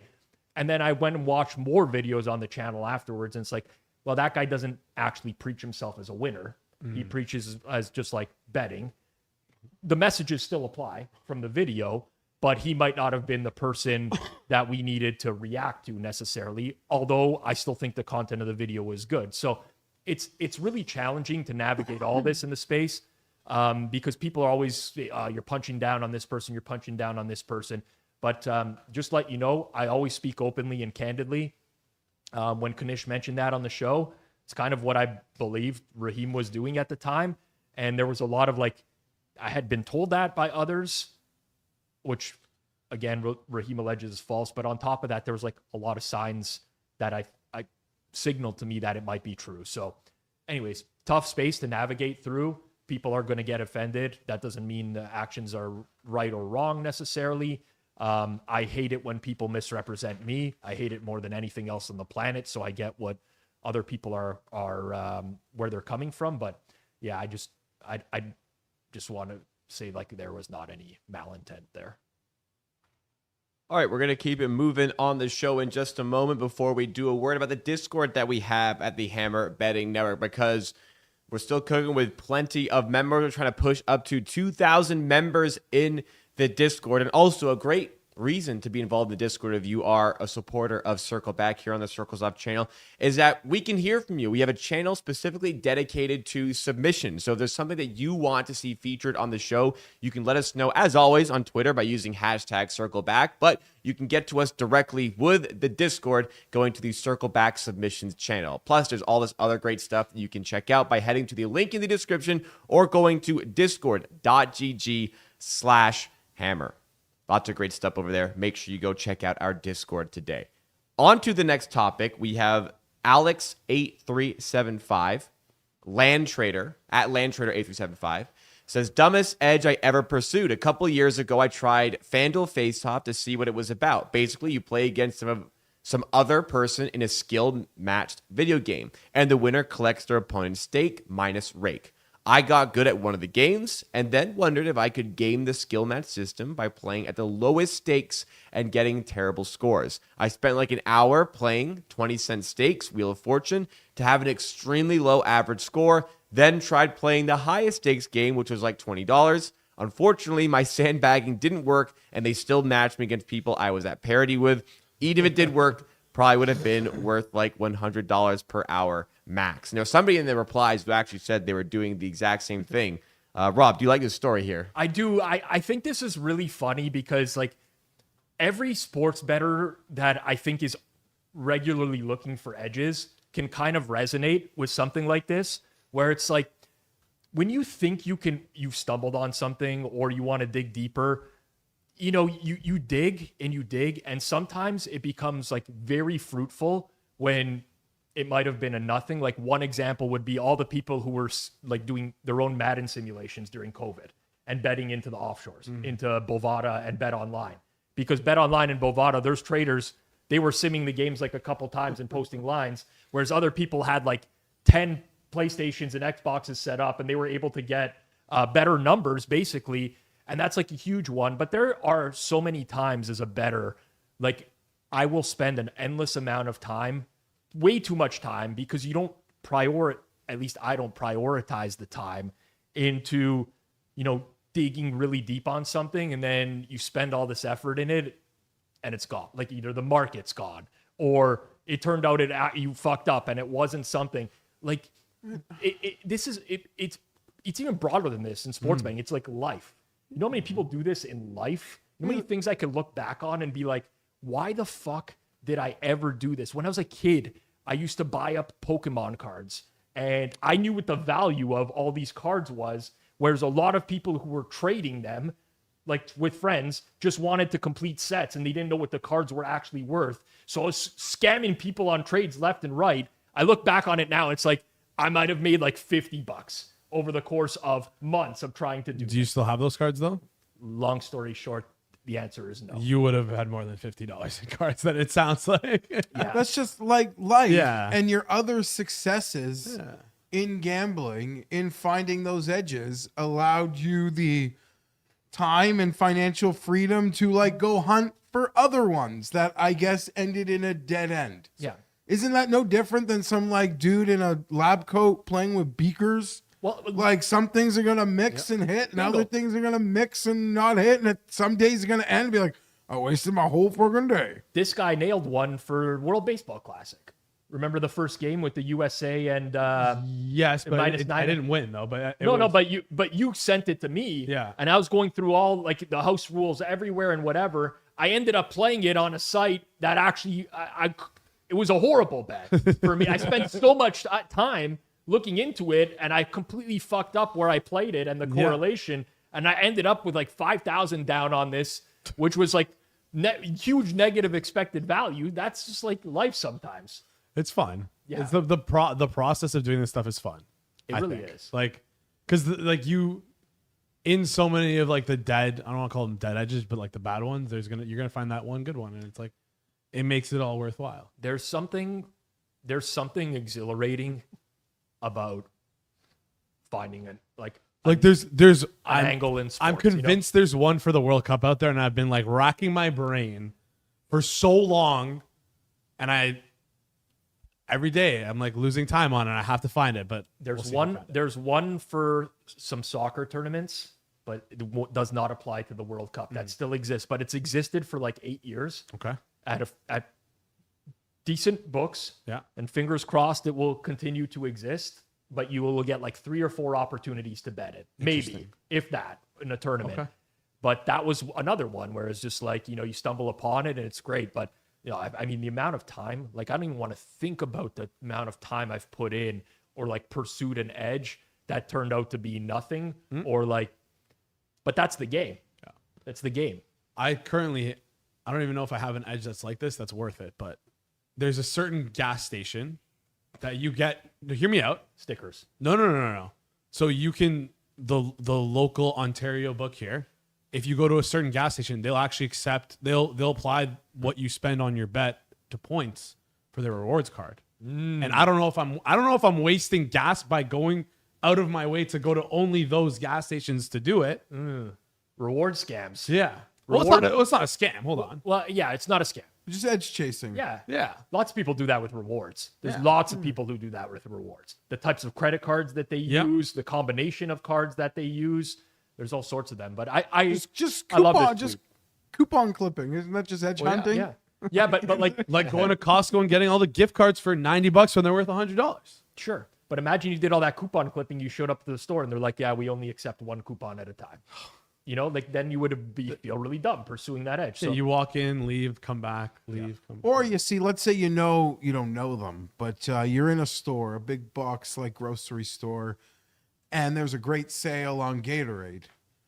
And, there's these people with carts that like you can tell right away, like these guys own a convenience store. And like you just want fucking one.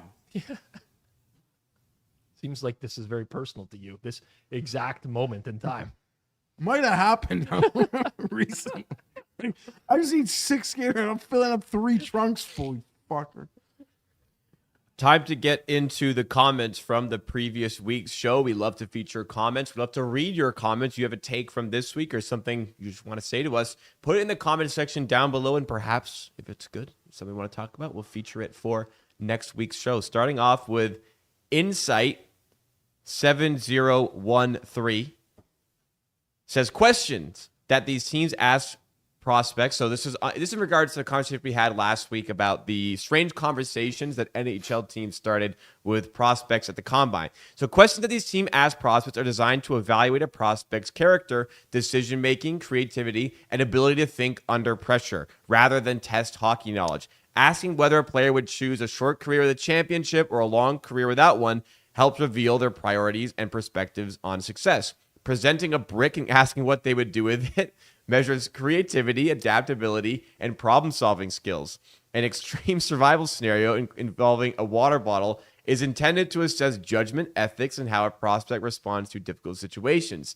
Teams use these unconventional questions to gain insight into a player's personality, maturity, and thought process, qualities that may not be evident from on-ice performance alone. Great show, boys. Cheers. Jason, you weren't here last week. I don't know if you caught some of those conversations, but how did you feel about some of these questions in this comment here? I just think they're like a lot of them are purposefully obtuse. And I think you can get to the conclusions that you're seeking by asking like less psychotic questions. And honestly, the ones on the last show were not that bad, but if you go look back at some of these draft questions like from 10, 15 years ago, they were pretty ridiculous. And I don't think they were, I don't know what the purpose of them was, but I don't think it was to, maybe it was to help evaluate the prospect, but you could have gone about it better ways. What do you think, Geoff? You're just sometimes just like, I agree with everything said. Yeah. The questions are weird. You're just trying to, Yeah. get into the mind of these guys that not only you got to pay big money to, but what you got to project what sort of player they might be when it's time for the second contracts. All a little weird for me. I think the question about the career was also a little unfair, but I'm a basic bitch. So what was the question again? It was like, would you rather have a 10-year career, no cups, or 4-year career with a cup? Yeah. Like there's so much nuance to what why am I leaving after 4 years? But why does the GM get to decide that he wants why is the 10 years the right answer? Maybe there's not a right answer. No, but it was in the tweet. Yeah, but that was the answer they were expecting, is what was said. That's what Merrick responded. But like, true. I don't know. Like, to me, I would just like to. I think that there's a scenario where you like to understand how someone, like how they think, more than anything else. Exactly. Where it's not like you're expecting. You could ask them anything really, and the answer is irrelevant. It's like how they approach the question. But that's. I think these questions are fair game, provided that they don't cross like very. Yes. There's some lines you like just can't cross. the Des Bryant question. Like, there we go. That's crossing the line. Like, I don't know. What am I going to do with a brick? Well, like, that all changes. Someone punches me in the face first. Yeah. What I'm going to do with that brick might be a lot different than what I might do with the brick if we're just having tea. Mm-hmm. Sell me this brick. It's yours. Second comment to feature here comes from G-Spot Blazin. Says, I personally think England and Brazil have no chance. Bumping up Netherlands, great value on them, and I'm also high on Ecuador making it fairly far. I mean, all takes exposed. What was that? What was the name? G-Spot Blazin? Yeah. Shout out to Nadeau's burner. Really? I think it's someone else's burner. I'm just making that up. I actually know. just say, I know whose burner this is. Shut up. I do. Who has been so high on the Netherlands for the past G-Stack? 5 days since he started getting into soccer? Oh, G-Stack. G-Stack. What's his name? G-Spot. G-Spot Blazin. You know what?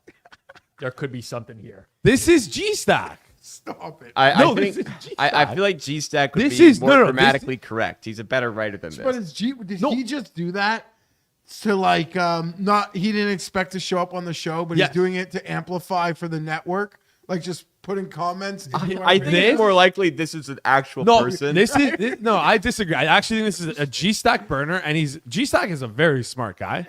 He would purposely put in spelling mistakes, put in grammatical errors. Like he would purposely not capitalize the I at the beginning. Why would he start with a G then if he's so smart? Because he wants to leave hints. It's like whenever the CIA puts together a conspiracy, they always do a great job of leaving hints. Well, there's more likely this is G-Stack than that was Eric. Yeah, the ones where they find the guy, there's usually hints. That's how they fucking catch the guy. The ones they don't catch the guy, there are no hints. Exactly. Well, that's because the guy didn't leave hints. Last comment. Dank Hank 11. Whose is this, Jason? That is a follower of What Geoff does that Fienberg. even mean?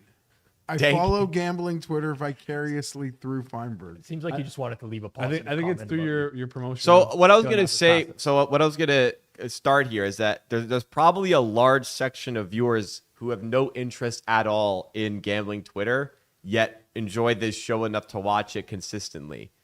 So they just stay on the outside, but they like what we dig into. So I appreciate that, and trust me, interesting. you do not want to get on this like Guardians of the Galaxy ship and actually see what goes on in gambling Twitter. But they like watching from the outside with a show like this without being invested in it. Thank you, Dank. Thank you. Before we get to the chopping block on this show, some exciting stuff has happened on the channel in the last couple of weeks. We've done 2 interviews, first of which was with Thon Misser, and the second of which was with Andrew Gombas. And Both have been received very well. We appreciate everyone who has checked those out. After this episode finishes, maybe consider going to check one of those or both of those out. Maybe add them to your queue of things to watch this week.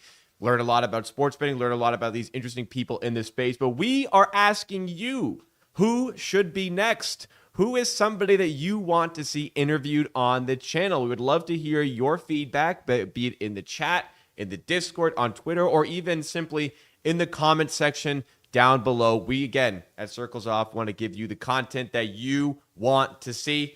Rob, anything to add on the interview stuff? Yeah, listen, we listen. I value the input. You know, it's we're bringing back the interviews. I think I spoke pretty publicly about this. For a long time, they kind of felt stale for me. I just kind of wanted like a refresh or a reset, and to find the right guests and the right topics. But if there's someone out there that might be a hidden gem who, you know, you haven't heard before, you like their input or whatever, I'm more than willing to approach it. So yeah, please leave a comment. Let me know what you think, and we will try our best to get them on. Great episodes. Yeah, those are really I might be biased, but like I like it. Thumbnail, the one with Gombis there. I don't know where Jacob got that still image of me. It was very unflattering with my mother. You know, but it is really hard to find like good images of people from like the camera angles we get. But I didn't think that was that bad. I thought it was a good one. I think Jacob also A/B tests, and that one might have won. So obviously I don't he doesn't A/B test the thumbnails. doesn't do the thumbnail, but we do A/B test the titles. That's See, the thing about A/B test, you can't A/B test thumbnails and titles unless they're associated with each other. So I have to link a title with a thumbnail, and I'd rather have 3 very different titles to work with. Yes. So Okay. instead of A/B testing the thumbnails, so that's the reason. If I could separately A/B test them and not marry them to each other, I would do that. But Okay. until I YouTube will adds that. say though, very cool juxtaposition having Fawn Mister on, who like very small niche thing about like the conversation. He's talking about like thinking about making the leap, just quitting his job, going pro and whatever, like doing that. And then you and Gombis talked about that last week, where it's like you guys talk through the process of you doing that. It's like a very cool juxtaposition of those 2 things. That was nice. Yeah. Anyways, those are both good chats. I enjoyed them both thoroughly. On to the chopping block. Quite a few things in the chopping block this week. Small topics we want to briefly touch on. First of all, Greg Peterson at gunit_81, who has very well documented his horrid dating experiences as of late. Showcased another one here. For those wanting an update on the dating front, the search for a nice girl to take on a lovely date to Texas Roadhouse appears to be eons away. This was my latest match. Good news is nothing was wasted except for time and hope. Bad news is, and the conversation reads, are you originally from Vegas or did you move to the area? The person says, no, I'm from here. So he says, terrific. I'm originally from Wisconsin, but I'm here on year number 9 out here. Trust me, I do not miss Midwest winters. What do you do for work? And the reply is, I'm an escort. I gotta say, he feels, Jason, you maybe back at this. He's like over texting here. what? Wait, I'll get my hands on Greg Patterson right now. I will build him into an absolute weapon. Yeah. What is this? What? No. Wait, sorry. Wait a second. You shared some very similar exchanges on some Forward Progress live watch-alongs before. There was the one about the pillow. Do you recall that one? I forgot about this. Yeah. No, but that's because I basically let you say what I was gonna say. You were like, how I was like, let's see how should I respond to this, and then we let like the chat sort of decide. I've been following the Greg Peterson dating experience. It's definitely TMI, I would say, but I kind of I like the shtick a little bit. It's good. It's funny. The funniest thing about this entire thing is his final response after she said, I'm an escort. And he says, all right, not quite what I was expecting. I don't know why I find that so funny. I just do. Every single time I've seen that, I crack up. But I don't know, man. These find their way through my timeline. You listen, like maybe what he, I don't know. Maybe he just needs, I'll help him out. This is just not it though. This is not it. It also doesn't seem like this is a no to him. So maybe he like figures out a working arrangement or like something like that. I meant to say not like oversharing. I mean like. No, he's texting too much. Yes. You're getting nothing from this woman, and you're sending life stories. Here. Well, I also need to see like the original messages. You know what? And like her I'd have profile. to see more of it.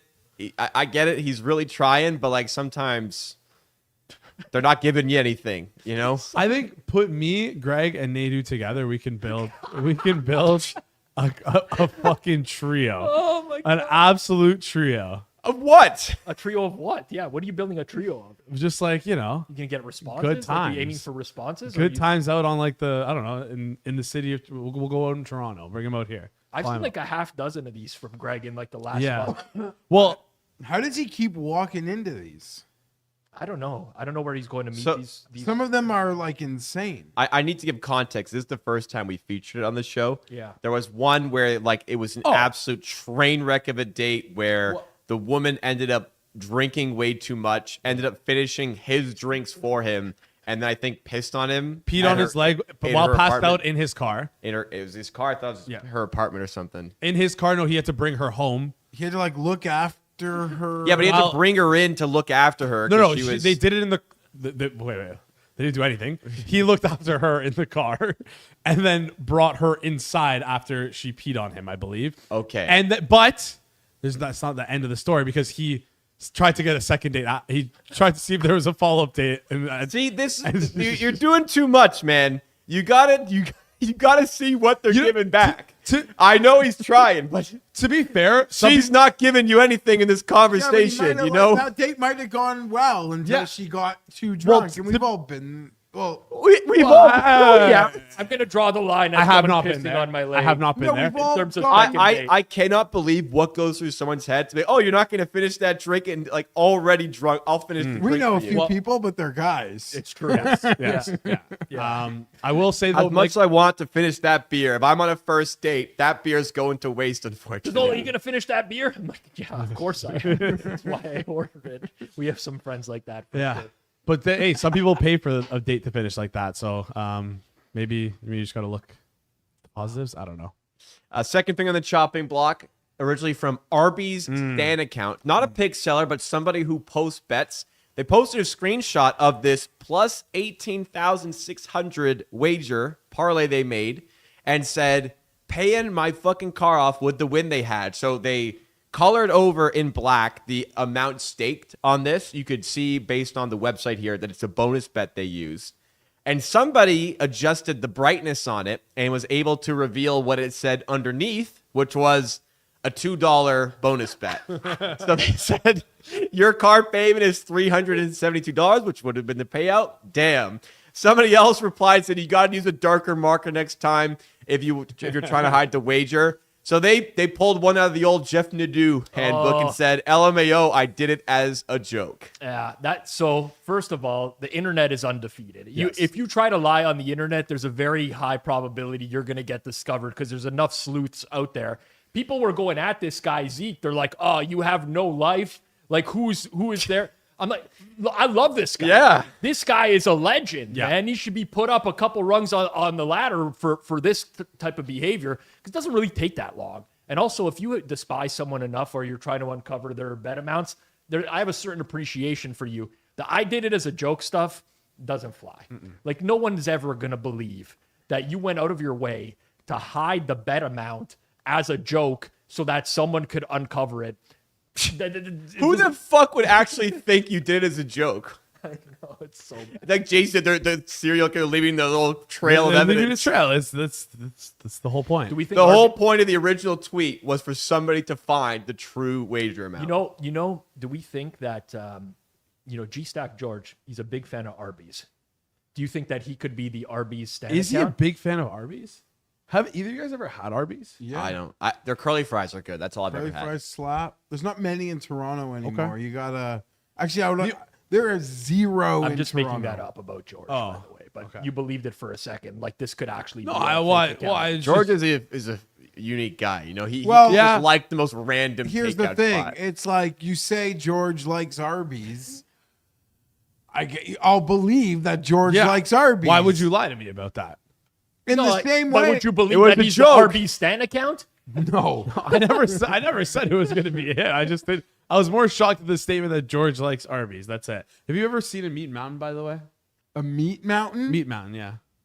That's Arby's. Is that one like of their dishes. from a G Unit date story or what? No, the Meat Mountain is one of Arby's dishes. I guess it's like their Big Mac almost. No, it's you get it from Arby's. I've never been to Arby's, by the way, but I've seen it on the internet. It's every single piece of meat they have stacked on top on a bun. That's gross.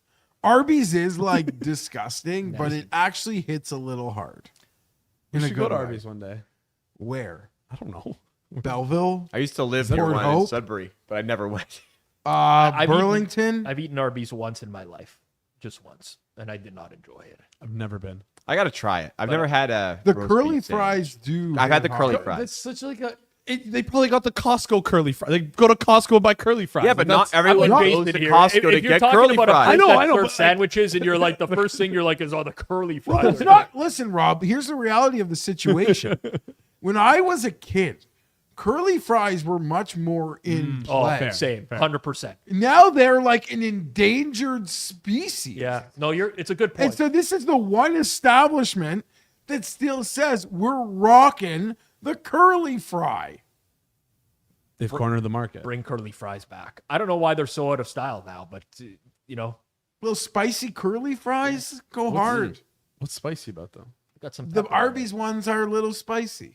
Yeah, they're You know pepper. what makes good curly fries? TGI Fridays. Good curly fries there as well. You said it's dying breed. When I see them, I order them, but they're But not don't always get me wrong, available. no one is sending that Freddy guy to Arby's. They're sending him to a lot of low end places, but no one's going to Arby's. Next in the chopping block from Elf and Matt. So Zilbert says, going to add a rare live bet. Rockies and Athletics live under 12 minus 135. Game in top of the second. Elf replies, oh, for fuck's sakes, where are you seeing under 12? It's 10.5 everywhere. This guy is unbelievable. And GRP wins. Quote tweets. I think it was a quote. It said, perfect tweet for the chopping block on hashtag circles back on Monday. He watches the show every week and he still does not know the name of the show. You know, Well, he lots of watches people don't- everything, so it all blurs together. Listen, Elf is obviously he's a live bettor. He's doing a lot of like live arbing and stuff like that, so he would be on top of it in real time.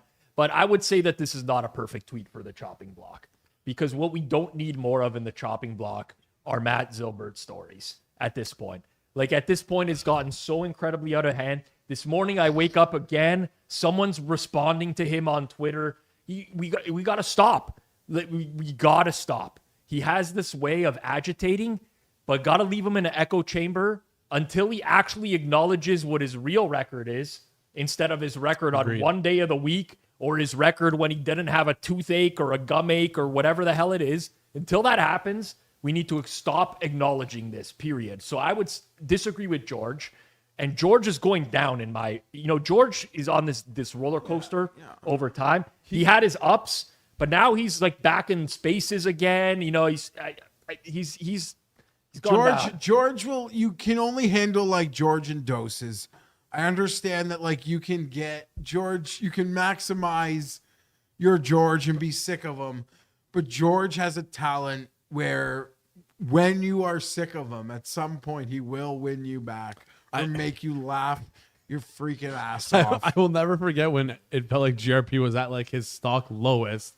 Is the day he like found Stephen A. Smith and Skip Bayless in a diner together, and it went like viral. It's like, you're right. He is like, he's a magician. I don't know where he gets it from, but that was just an all That's time. true. That's a famous LA diner, and Yeah. obviously Skip and Yeah. like that's a perfect time to maybe meet Low Pro, because not many people are in like the diners. No one like knows the at diner dinner scene like time, George. Yeah. right? Oh, George the man. Anyways. Next in the Love you, chopping George. block from Portman Tracker, congratulating Brookie J, either the biggest or one of the biggest sellers on Dub Club, for reaching the historic minus 1,000 unit milestone. 10 entire bankrolls drained on Dub Club. Well, so what I need to know is, like, okay, when she's losing like her first 100 units and like betting, 60 units a day or whatever, I get that there might be like some people tailing. Yeah. At this point, who are the people that are selling? I'm convinced the majority of our subscribers are just people who like have forgotten to cancel the subscription. and like are now stuck with it. There's just so many subscribers. Like that can't be the case. Maybe. How is I it don't- I don't- possible? I don't know. Because you can't fade the plays. They're like these 60 game, like, you know what I'm saying? Yeah, I A lot of guess. them are, I'm pretty sure we covered this on the show months ago, and they're like parlays, round robins, and stuff like that. I could be wrong, but Yeah, it's a ton of like round robin. I feel like you can't even fade the plays. So, like, you do need the watered down numbers though. If you we're need the gonna- watered down Yes, numbers. yeah. Yeah. Something This account bothers me a lot. Which one? Portman when Track? it's No, all the like rookie- the rookie over, bets, when yeah. it's all over, and like this moment in time in gambling history is like long in the past. I swear, I think like scientists will study this one. I think, like, This one is so fascinating because I get like, sure, you sign up, you get talked into anything. They deliver you a couple winners. They make you think they know what they're doing. You extend, but like at some point, everyone taps out. Like you're just getting the email and not playing the picks and paying, and you forgot that you paid. Like It can't be that many. I don't know. I'm sure that's some yeah. people, but there's not enough to put her where she is. And I think one of the biggest mistakes, I think it was. she's not even. I don't know what I was want to Dub say, Club. but she's not even the dub clubber or like scamdy capper who you want to even just pay for the right for her to like say goodnight to you. Like some of the others that I think get away with it, like Avanci. Well, the thing is, remember, Dub Club did this thing but for. she's not even saying goodnight to you. It's like an automated bot who's Yeah, saying it's a goodnight bot. to It's you. not, but it's the illusion of Yeah, her it's saying the- goodnight. But Dub Club had this period of like a couple weeks where they were doing like these interviews Yeah. with their top sellers, and they were like promoting them, and you got to hear the stories. So like in this woman was basically like very emotional that she had no money, and like Dub Club has changed her life with the amount that she can sell, and like that backfired negatively, I think, on a lot of their Every top party. pick sellers. Everyone involved in that. Yeah, just a disaster, like really, really bad. Well, that would be like doing a video on people running like yeah, it's elderly home scam. exactly. Like we're Let's not get gonna, Bernie Madoff to talk about a Ponzi scheme. Like, yeah. What are we Well, doing? he's like, oh, I'm making so much money, on this. Like, I had nothing to my name, but now all of a sudden people think they're buying, these low level, it's, anyways, that was a very, very bad marketing angle. Next, we have Prop Surfer, who posted Kelsey Plum's 25 plus points valued at plus 202 on DK. The implied odds of this prop is minus 600. So at the odds oracle _ tweeted at Circles Off and at you, Rob, and at TA. This has to make the next episode a classic. Plus 202 would imply probability of minus 600.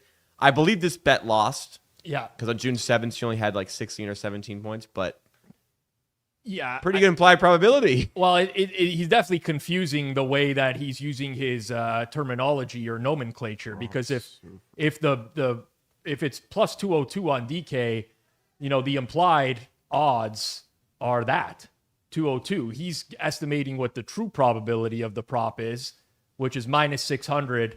I believe she had 5 field goal attempts in this entire game as well, which was not a good reflection.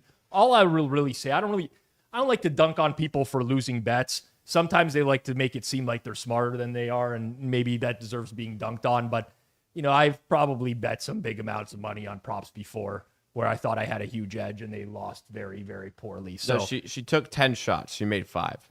no, 5 good made attempts. Okay. 16 points, I think. I looked up. Yeah, the box 16 points. That's an L.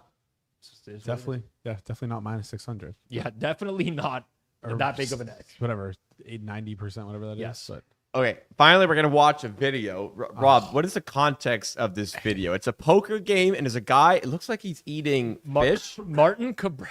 This guy, he agitates a lot of people. Like people, he got into it with Daniel Negreanu at the WSOP this week. He is known for talking a lot at the table and really, really getting under people's nerves. And he is, listen, there's some people that like him, but he is pretty universally disliked. So yeah, this happened, I believe, at WSOP. So he's just chowing down on, it looks like fish, hopefully not too fishy, and like is spitting it disgusting. out at the same time That's as he. disgusting. That shouldn't be allowed. There's like no. It looks like he's got some like ham slices in there. You There's no way that should be allowed. Why is that allowed? Wait, hold on. Why is that allowed? want to see it again? Well, Yeah. you're allowed to eat at the table. Yeah, but is that eating? But he would argue that this is the way Okay. he eats food. This If is I were beside this guy, I would literally stick my fingers down my throat and throw up beside him and be like, are we allowed to do this at the table Well, take too? one Like, out of Flup's handbook and just shove his chips If over. I'm Yeah. able to like last at the table long enough, because you guys saw me with the Zilbert banana and sauce, I will do horrible in this situation. But yeah, I think my only out would be to throw up on him. you. Yeah. Well, sorry. And then just be like, I don't know, man, like You're this disgusting. this got me. And here's the thing. They'd like anyone who actually knows me well in real life would vouch for I'm not surprised at all that Fienberg just threw up on you, bro. But what is he doing? How is he eating it? Like, is it too hot that he's trying to like? Is he in the hand right now? What he isn't. No, he's not in the hand, but he's at the table. He's eating at the table while he's not in the hand. People like this just piss me off. I agree. I don't know. Are I'm we just sure very the- like. I'm very clear. Like when I play poker, I'm pretty respectful. Like I don't like. I just can't stand people who fucking cause a ruckus, man. It just really aggravates me. Yeah. You know, you probably know that's within my personality that it would trigger me, but something like this would absolutely trigger me. Big time. Did he like talk about this after, or just no one? It's just a clip. I think Broner found it in our Discord and tagged us circle back It's just- submissions. Yeah. one more Right. time. Can we watch it one more time? Yeah. How long is it? It's like 9 seconds. Jeff, I need you to watch this. I'm not watching it. You have to. You have to. We're all watching it again. What is he eating? So it looks like he's got cold cuts down there. I don't know. Yeah, at the this bottom looks like looks like there might be whitefish some to me. turkey in the. Ew, dude. Ew. Or is that an apple slice maybe? I don't know. It's all very confusing to me. So if someone wants to get to the bottom of this in the comments Yeah. and figure it all out, I'd be willing to listen. But I've watched this clip so many times, and I don't understand. What are the other people at the table doing? Oh, they're just annoyed with him at all times. Does it smell? That we don't know. So that would be the only thing. If it smells that we're done, we have a problem. What are the rules? How far can you go with this stuff? Like What is the line? I don't know what the rules, like the official tournament rules are for food at the table, Okay. and what the pit boss would say. Like if you brought like a stinky tofu. And what was in the and guy did all doing the- last year that caused such a situation? It was a huge. Is it a guy who didn't situation shower or last year. something? No, he's He done. was screaming. He was delaying. Yeah. They kicked him out. What did he do again? Oh, I remember. Was it a this. I delay on remember the this. bump? I don't remember. There's been so many. If you just look this guy up on YouTube, you will have a highlight reel of controversies involving him. Is he good? Yeah, very good player. Would he be better if he didn't do this stuff? It might be part of his game. That's what some argue, is that he's just really good at forcing people into making bad decisions because they dislike him. Fair. Yeah. Well, that's going to do it for us here on Circle Back. If you enjoyed the episode, please make sure you leave a like on this one. Make sure you subscribe to the channel as well. Live Circle Backs every Monday and Thursday. Mondays at 1 p.m. Eastern Time, Thursdays at 4 p.m. You have other content coming out Wednesdays at 1 p.m. plus shorts as well. Lots of great stuff for you to enjoy. Make sure you keep it locked with here on Circles Off, and we will see you again next time.